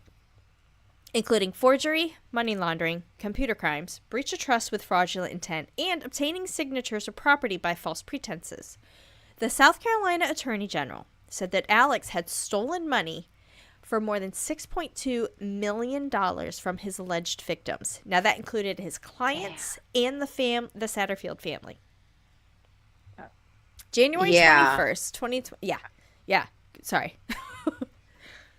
January 21st, 2022. A South Carolina state grand jury issued 4 indictments consisting of 23 new charges against Alex, which included charges of 19 counts of breach of trust with fraudulent intent and 4 counts of computer crimes. February 2022, Moselle, the property, the Murdaugh estate, where the double homicide took place, was up for sale for $3.9 million.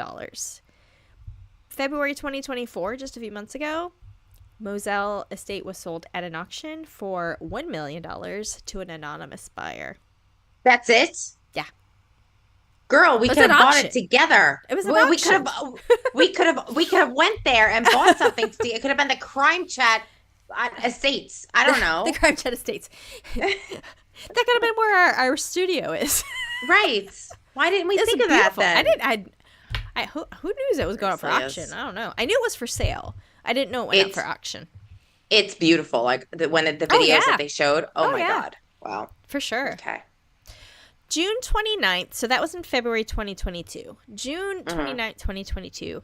Alex was indicted again in connection with an alleged 8-year money laundering and painkiller ring with a former client, Curtis Smith, who was accused of trying to help him commit suicide. And by that point, Alex faced 81 total charges. Yeah, that's going to stick. Yeah. July 14th, 2022, a grand jury in Colleton County indicted Alex in connection with the 2021 murders of his wife and his son. Alex was charged with 2 counts of murder and 2 counts of possessing a weapon during a commission of a violent crime. Alex's lawyers released a statement that said, quote, Alex wants his family, friends, and everybody to know that he did not have anything to do with these murders of Maggie and Paul. He loved them more than anything in this world. End quote. Paul. I love it. Well, I mean, he called it. So Alex, during the SLED interview, like the initial interview, he called it, I saw Maggie and Paul. I mean, that's how I do. That's how he does it. I don't mean to laugh. It's terrible. Yeah. It's a terrible crime, but it's funny how Kat is just reacting. Her accent is the best. Okay. By the next day, July 15th, which is my anniversary, and coming up in a couple days, 2 days. Woo! Oh. An unidentified law enforcement source. Oh, sorry. July 15th, 2022. Just to clarify. An unidentified law enforcement source close to the investigation revealed the night of the murders, Alex reached out to Maggie, asking her to meet him at the family's 1,770-acre estate in Moselle. Alex told Maggie that his 81-year-old father was in failing health and that she needed to see him before he died. According to several sources, Maggie and Alex had hit a rough patch in their marriage. She was staying at the family's beach house in Edisto, which is about an hour from the family's estate in Moselle. The law enforcement unidentified source said that Maggie initially declined to meet Alex at the family home and suggested that they meet at the hospital instead. Like, we'll go see Daddy at the hospital, but I'm not coming to Moselle. And then she said, okay. Ultimately, she did consent to meet him at the property, planning to follow Alex to the hospital in her own vehicle. Like, they were going to get there, they were going to have dinner, and then they were going to go to the hospital. Right. On her way to the house, Maggie allegedly messaged a friend saying that something about her husband's behavior felt fishy. Now, the law enforcement force also said that, quote, Maggie wrote, quote, he is up to something, end quote. Maggie allegedly wrote to her friend not long after that, or Maggie allegedly wrote this, and then not long after that, that Maggie and Paul were both killed. Oh, yeah. Oh, hi, Lorene. Okay. Hey, Lorene. So now for the trial. We got all that bullshit timeline out of the way. Okay, we're at the trial. We're back to trial. Okay. You ready? More time. Yeah. More timeline, but we're starting at the trial. Now, January 23rd, 2023, Alex's trial begins, which is 17 months after Maggie and Paul's murder. Selecting impartial jurors proved to be pretty difficult due to the mass media coverage at the time and the prominence of the Murdaugh family in Colleton County, Hampton County, where the trial was being held. The jurors were shown a slew of evidence, including a Snapchat video that Paul sent to several friends the night him and his mother had died. The videos were described by the senior assistant deputy attorney, Creighton Wattas, as being critical to the case. Now, if you remember, we just talked about that. Yes. The video was sent as a snap at 8:44 p.m., where that's when Alex said, I was napping in the house. And Paul was in the kennels. And you could hear Alex and Maggie in the background. Right. At 8:44 p.m., but allegedly he had testified he was asleep from 8:06 to 9:02 p.m. His phone was silent. Like there was no movement on his phone, which means that he left it in the house and then went out to the kennels to kill his family. So, January 25th. I scrolled down too much. January 25th. Opening statements begin. During which prosecutor, Creighton Wattas, revealed cell phone evidence that would be key in the trial. He went on to explain that Paul had taken a cell phone video. I just said this. At the dog kennels at 8:44, the night of June 7th. The video features the voice of Paul, Maggie, and Alex. The prosecution said that 3 minutes later, at approximately 8:49 p.m., that's when Alex killed his wife and his son. He called his wife's phone to create an alibi.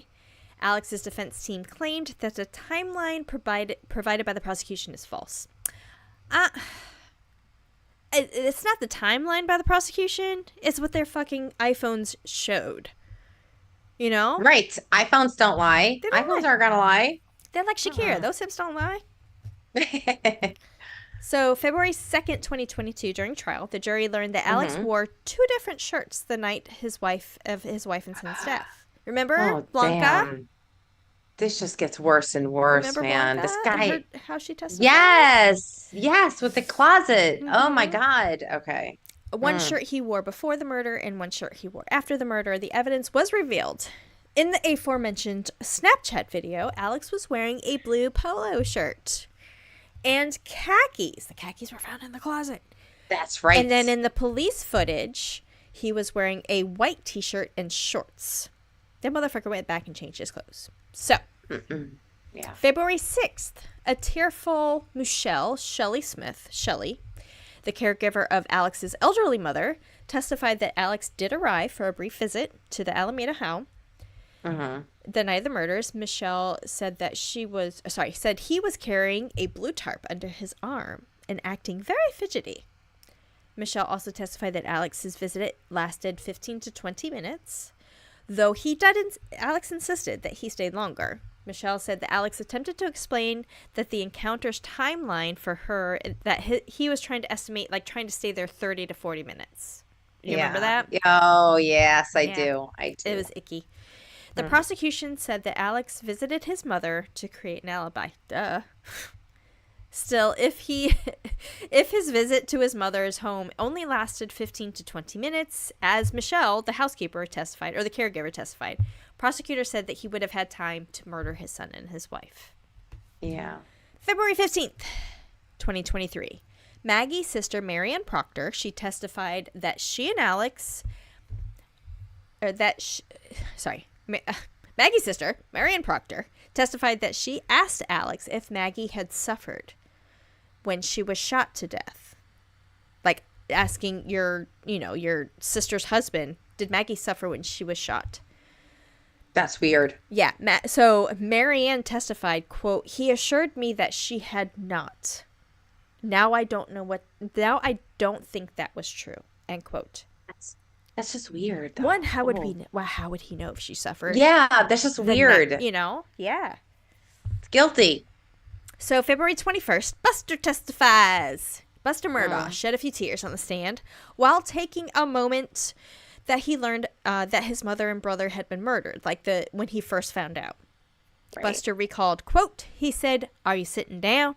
He sounded odd, and then he told me that my mom and my brother had been shot, end quote.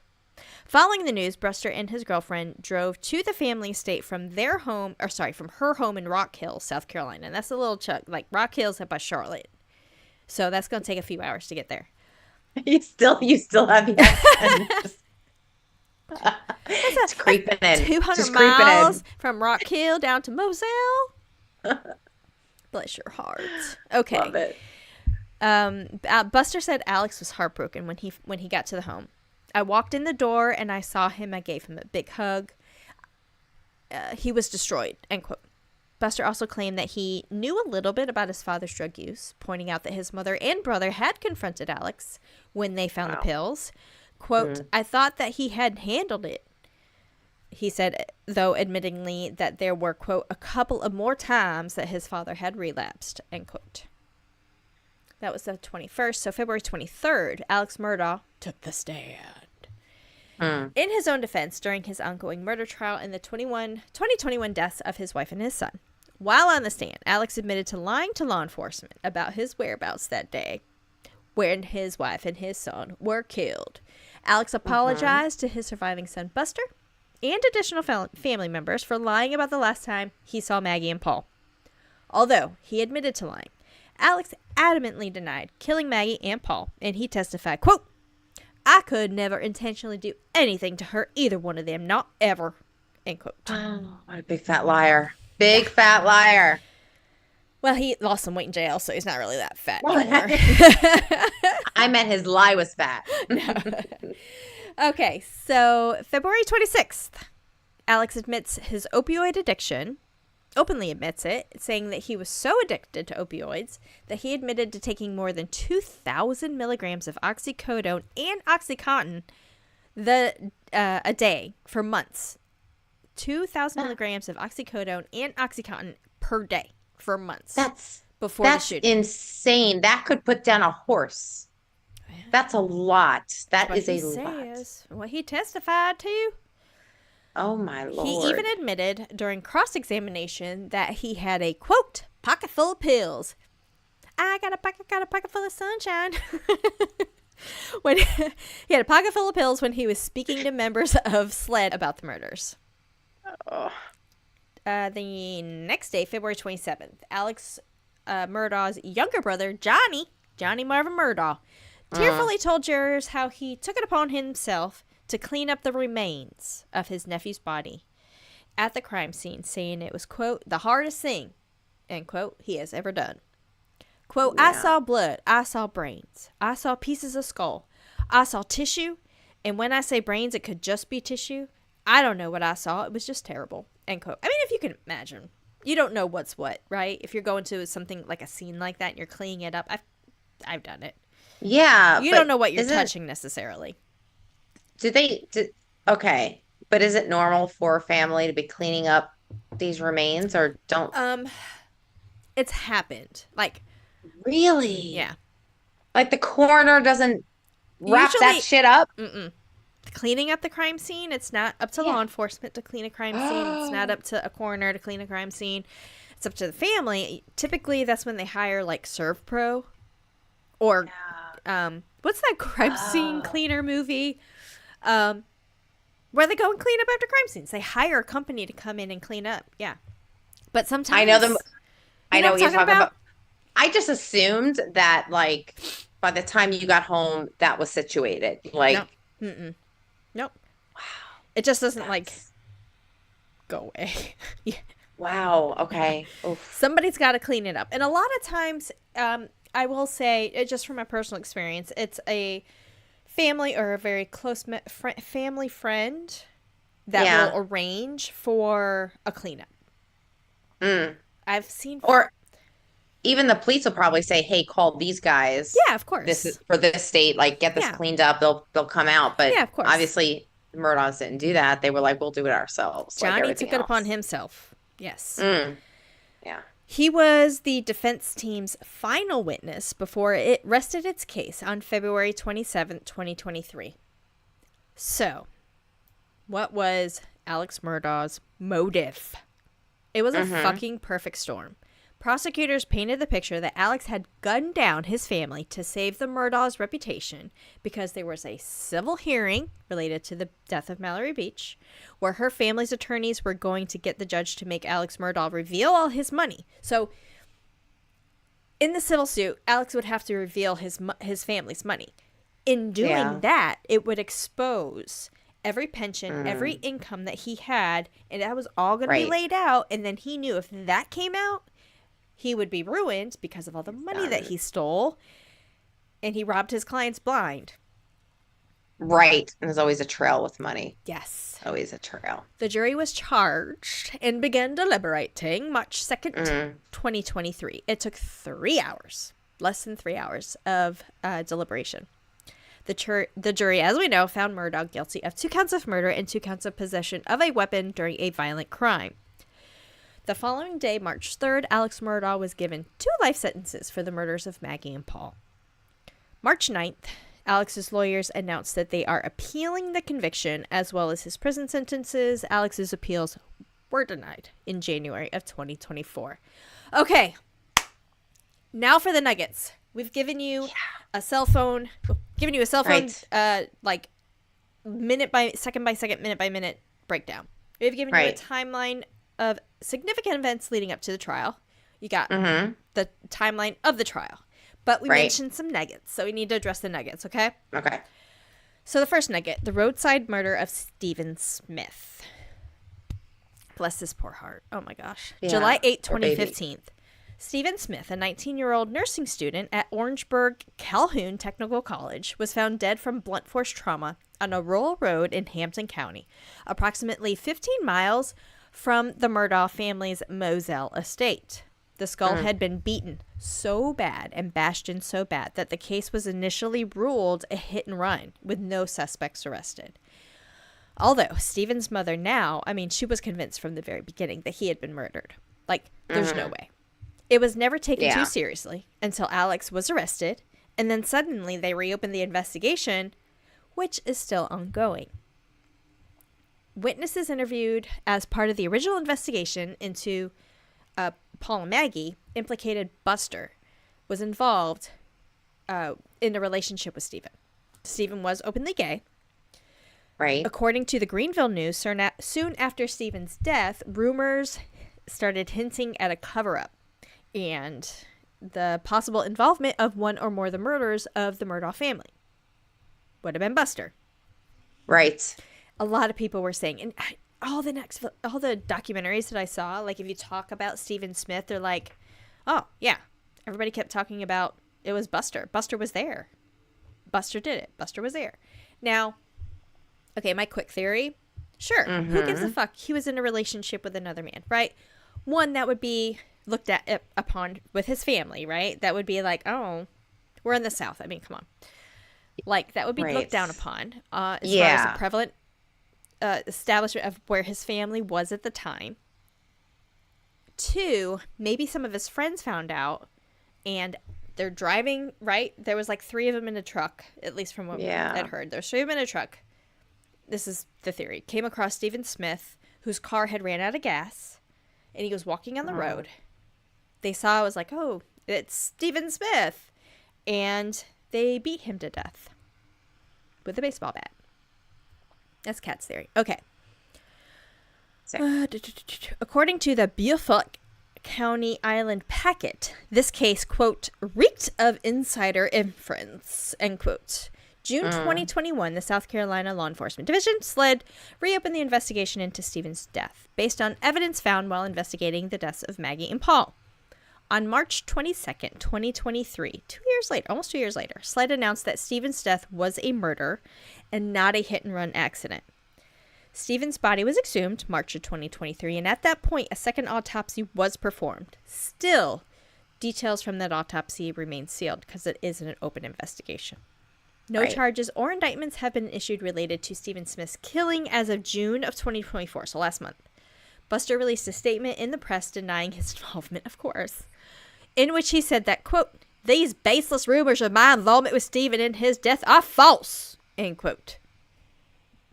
Now, this month is 9 years since Stephen was killed.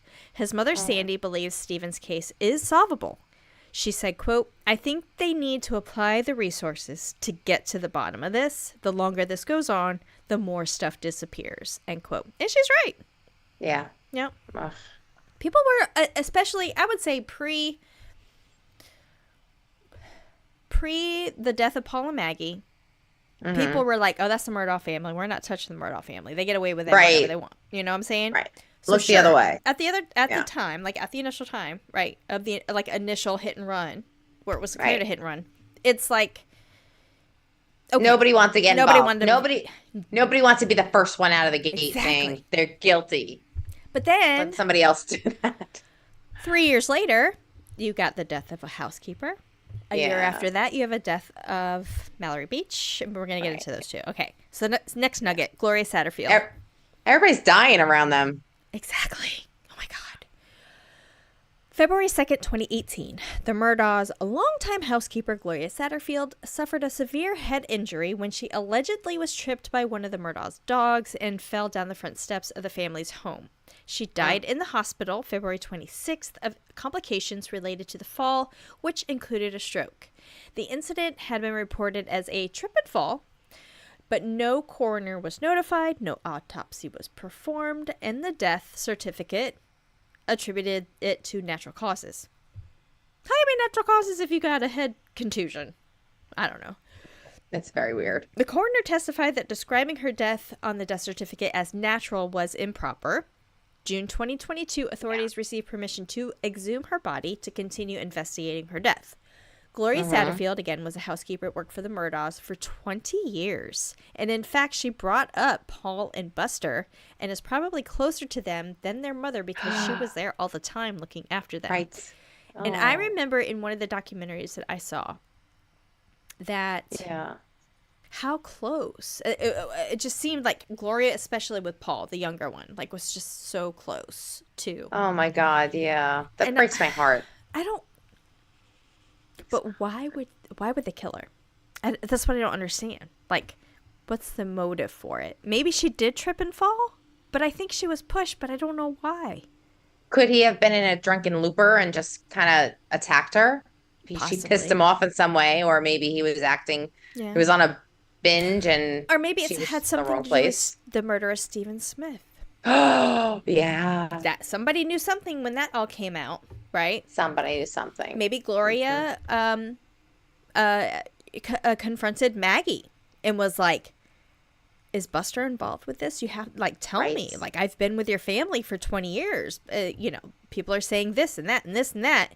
And Maggie's like, oh, no, you're not going to talk about it. And then if there was a relationship, a private relationship, and Stephen came to the house, she would be the only witness saying, Gloria would have been like, oh, yeah, this poor kid that's come to the house a couple of times to visit Buster, he's dead. Yeah.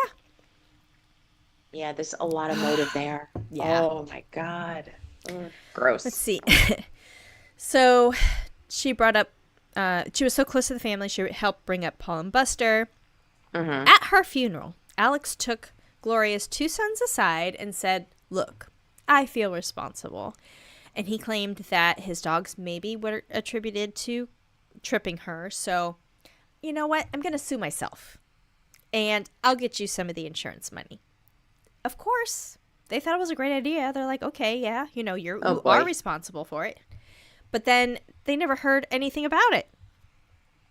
Satterfield's sons were awarded $4.3 million in an insurance payout from Murdaugh's insurer for her accidental and or natural death. Now, don't even say it. But by 2021, they had not received any money. So they were awarded, like, congratulations, you've been awarded $4.3 million. Now, according to multiple indictments, Alex Murdaugh, banker Chad Westendorf, and attorney Corey Fleming all conspired to steal the money, steal the payout by diverting the money to Alex's bank account and then notifying the Satterfields that the payout had occurred, saying, look at our records. It showed that it paid you out, but it actually went to Alex's bank account. Now, Corey Fleming, he faced multiple charges and ended up pleading guilty to conspiring with Alex to steal money from the Satterfield estate as well as other clients. He was sentenced to 13 years and 10 months, and all charges multiple charges that he had were to be served concurrently. Chad Westendorf, never been charged with any financial crimes, as far as I saw. On November 28th, 2023. Now, at this time, he's also a convicted murderer.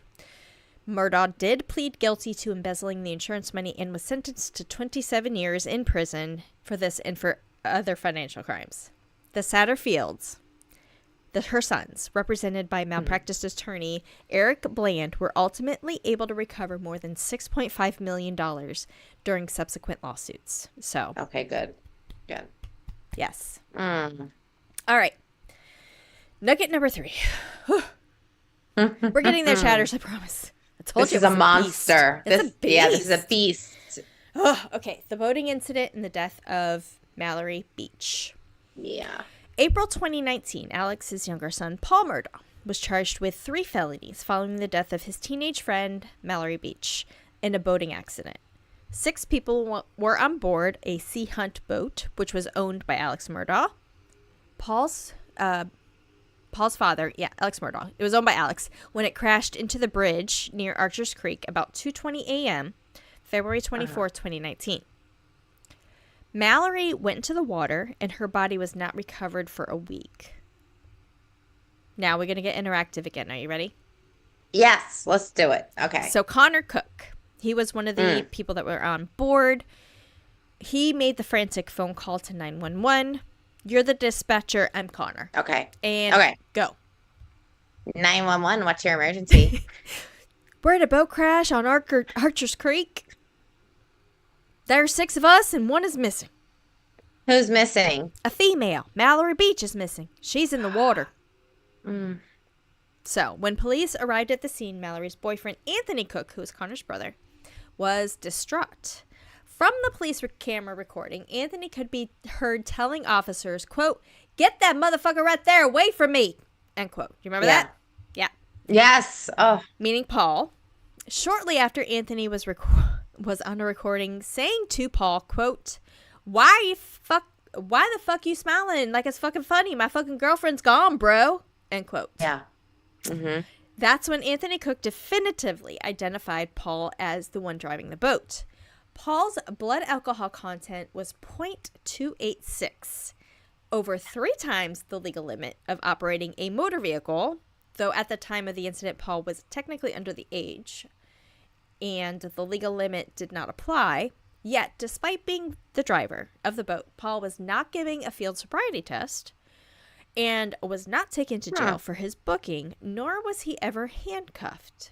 This led to the speculation that he had received special treatment because of his family connections. Now, the judge denied a prosecutorial request that he wear an alcohol monitor. The judge, in piecing together events, investigators learned earlier that night that 19-year-old Paul Murdaugh used his older brother Buster's ID to buy beer at a convenience store. And I've got a couple pictures that have already been on the Patreon showing like the snapshots of one when they stopped at the convenience store. You could see him buying alcohol. And then when they made that last stop before the accident, when they all got off and went to this other party. And then it was obvious that Paul was inebriated. So, yes. Paul was charged with causing the death of Mallory Beach. He pled not guilty and remained free after posting bond. In a wrongful death lawsuit against the Murdaughs, Mallory Beach's family implicated Alex and Buster in providing alcohol to the then underage Paul. The family member of Connor Cook, one of the teens on board the boat during the accident, and actually he received pretty gnarly head injury as well. Connor Cook. Really? Yeah. Yes, that's right. I remember. Yeah. Okay. He filed a lawsuit claiming Alex had encouraged them to retain family friend, lawyer Corey Fleming in order to orchestrate the protection of Paul. Do you remember this, like, in one of the documentaries where they were like, call, this person to represent you. Don't worry about it. We'll take care of it. And, Alex and Daddy had responded to the hospital, and they were there, right? Yep. It was the hospital scene where he was orchestrating who the victims should be talking to. Exactly. Yes, like, y'all need to stay on the same page. Yes. The Mallory story straight. Yeah, exactly. The Mallory Beach case began unraveling Alex's criminal enterprise and exposed information that led to an inquiry into his alleged financial wrongdoing. In the days before the killing of Maggie and Paul, a judge had scheduled a hearing to consider a motion to compel Alex to turn over his financial records. Likewise, Maggie had arranged for a forensic accountant to review the family's finances at the same time. I think Maggie was just suspicious. Like, she knew something was going on. She might not know what. She knew something was going on. So I think that's why she was killed. And obviously Paul would have been an embarrassment to the family. So I think that's why he was killed. And in July 2023, Mallory Beach's family was awarded $15 million settlement. An additional $3 million will be split between the other 4 teenage passengers who were on the boat: Anthony Cook, Connor Cook, Morgan Daughtry, and Miley Altman. Wow. So, where is Alex now? Well, he's in jail. As of June of 2024, Alex Murdaugh faced a total of 102 grand jury charges, 19 indictments related to fraud and drug offenses. There were 3 charges from the Hampton County Grand Jury and 99 from the state grand jury. Murdaugh is also a defendant in 3 separate civil lawsuits. He has been disbarred, he has had his assets seized, and is currently serving 2 consecutive life sentences for the murders of his wife and his son. I mentioned some of the documentaries, right? So in the media, news media called it South Carolina's trial of the century, and arguably one of the most high-profile, sensational cases in South Carolina legal history. There have been a plethora of TV episodes, podcasts, documentaries about the case. Some notable examples. Murdaugh Murder Podcast. 2021, hosted by Liz Farrell and Mandy Matney. Right. Low Country, The Murdaugh Dynasty. 2022 HBO Max documentary. Murdaugh Murders, Deadly Dynasty. 2022 on Investigation Discovery. Murdaugh Murders, A Southern Scandal. 2023 Netflix. Murdaugh Murders, the movie, 2023. It's a Lifetime movie that stars Bill Pullman as Alex Murdaugh. I'd never seen it. And Murder at Moselle, 2024. It's called A Storm of Suspicion, Season 5, Episode 6. Now, this was actually the second of a 2-part story. The first part was called Fatal Fog, Season 5, Episode 5. Of the story of the death of Mallory Beach and Paul Murdaugh's involvement in it. Now, quick note. And number 6, episode 100, Murdaugh and Murdaugh. CrimeChat. Murdaugh. CrimeChat with that cat, y'all. A quick note about Murdaugh Murders podcast. According to Apple Podcasts, in 2021, it was the #1 ranked podcast in the world for that year. Wow. According to the Washington Post, the podcast was influential in introducing the public to the Murdaugh family and the trial and the conviction of Alex Murdaugh concerning the murder of his wife and his son. According to The Guardian, the podcast, quote, enthralled the country, and it was influential with major studios in deciding to make their own versions of their story. Co-host Mandy Matney's investigations often led to breaking new information about the case, and as of early 2023, the podcast was being developed into a scripted series with Hulu called The Murdaugh Murders. Oh, I gotta watch that. Is it out yet? Yeah. I don't know. But the podcast was renamed, quote, True Sunlight, Exposing Crime and Corruption, end quote, broadening its scope to other true crime stories. And that chatters concludes Murdaugh and Murder, episode 100. Oh my gosh, 2 hours later. Girl, that was a just beast of a case. It's beastly of all beasts. Wow. It's beyond the beasts. Yeah, that was a great case. Thank you so much for doing that. Yeah. You know something? I have a theory. I do want to hear your theory. Yes, please. Okay, so my theory is that Murdaugh, Alex, was always a fuck up. I think in his family dynamic, in the dynasty, he was the legitimate fuck up for the dynasty. I think that he was the criminal. He was doing all these, shady things. I also think he messed with the wrong people. And when Paul got in trouble, I'm not saying that he didn't kill them. I'm not saying he did kill them. I'm not saying any of that. I'm just saying that I feel like he fucked with the wrong people and somebody needed to answer. I don't know. There's something about this case that makes me feel like I can see where you're saying that Alex was the fuck up, because there's a lot of fuck up of the dynasty. Yeah, because there was a lot of images with him partying with his family, like where he was drinking, and he was, I mean, obviously on the drug scene.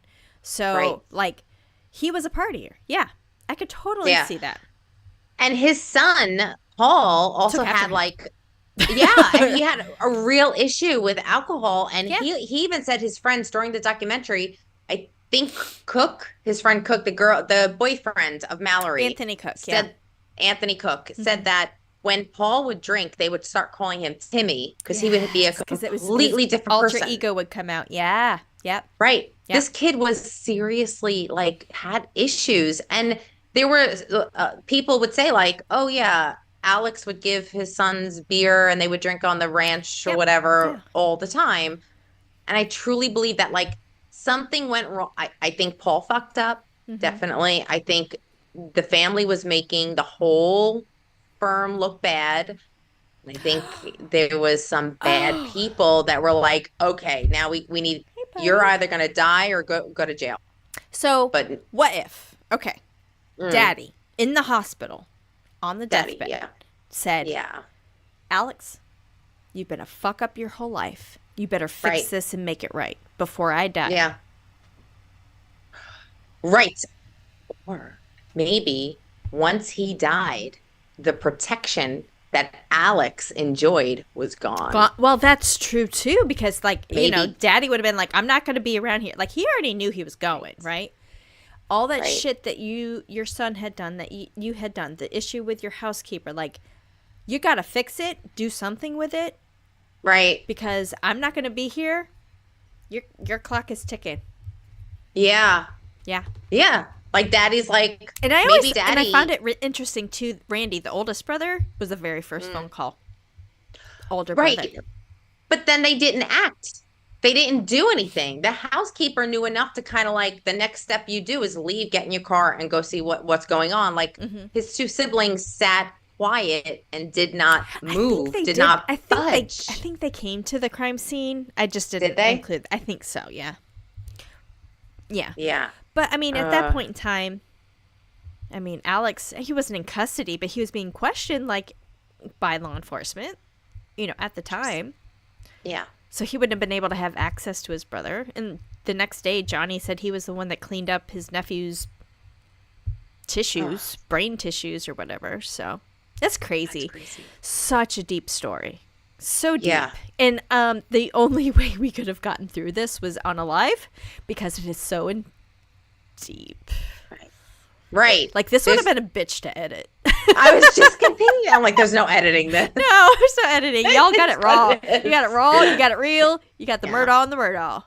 Yeah. Thank you for doing that. Murdaugh. Yes. Oh my God, that was great. Our first live. It was great though. This was awesome. This was a really good time. Okay. Well, chatters, for everybody who's going to be watching this, please, we don't want to leave you hanging on any information, anything that Kat covered tonight. So please check out After That Crime Chat, only available on our Patreon. Yes.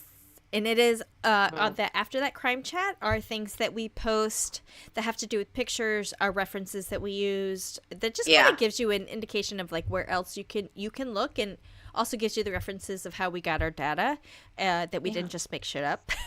So, pictures, and then also that 20, 30 page timeline iPhone extraction for all their phones. That timeline is on there as well. So all right, awesome. And then everything. So it's crazy. That's not much. But don't forget to follow us. We are on all our socials. We are on Facebook, Instagram, YouTube, TikTok, and X. Check us out. See what we got going on. We posted quite a bit to advertise for our lives. So we hope you guys enjoyed it. Yes. And don't forget, Crime Chat with Nat and Kat. When you become a VIP chatter to our Patreon, thank you, Lorraine. You'll have access. Sorry. Hey, Lorraine. You'll have access to bonus episodes, behind the scenes, bloopers, and we got some doozies of bloopers. Free merch, and check out some merch in the works. We don't really all the bloopers were kind of live on this one, so there won't be a bunch of bloopers after this one, but we do have bloopers from previous episodes. But be sure to check out our next episode featuring the next part of our John Douglas episode that we did, Jed. We're going to be talking about BTK, Dennis Rader. So check that out. You did not want to miss it. No, you don't. We'll see you next time, chatters. Bye. Oh, I gotta go back here. Hold on.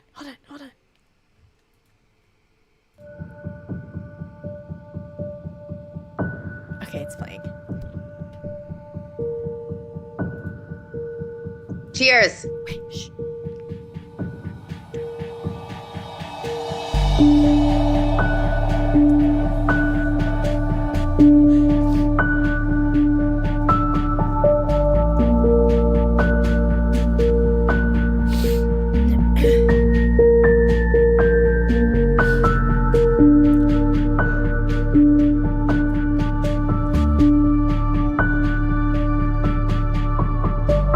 Murdaugh family and the trial and the conviction of Alex Murdaugh concerning the murder of his wife and his son. According to The Guardian, the podcast, quote, enthralled the country, and it was influential with major studios in deciding to make their own versions of their story. Co-host Mandy Matney's investigations often led to breaking new information about the case, and as of early 2023, the podcast was being developed into a scripted series on Hulu called The Murdaugh Murders. Oh, I gotta watch that. Is it out yet? Yeah. I don't know. But the podcast was renamed, quote, True Sunlight Exposing Crime and Corruption, end quote, broadening its scope to other true crime stories. And that chatters concludes Murdaugh Murder! Episode 100! Oh my gosh. 2 hours later. Girl, that was a just beast of a case. It's beastly of all beasts. Wow. It's beyond the beasts. Yeah, that was a great case. Thank you so much for doing that. You know something? I have a theory. I do want to hear your theory. Yes, please. Okay, so my theory is that Murdaugh, Alex, was always a fuck up. I think in his family dynamic, in the dynasty, he was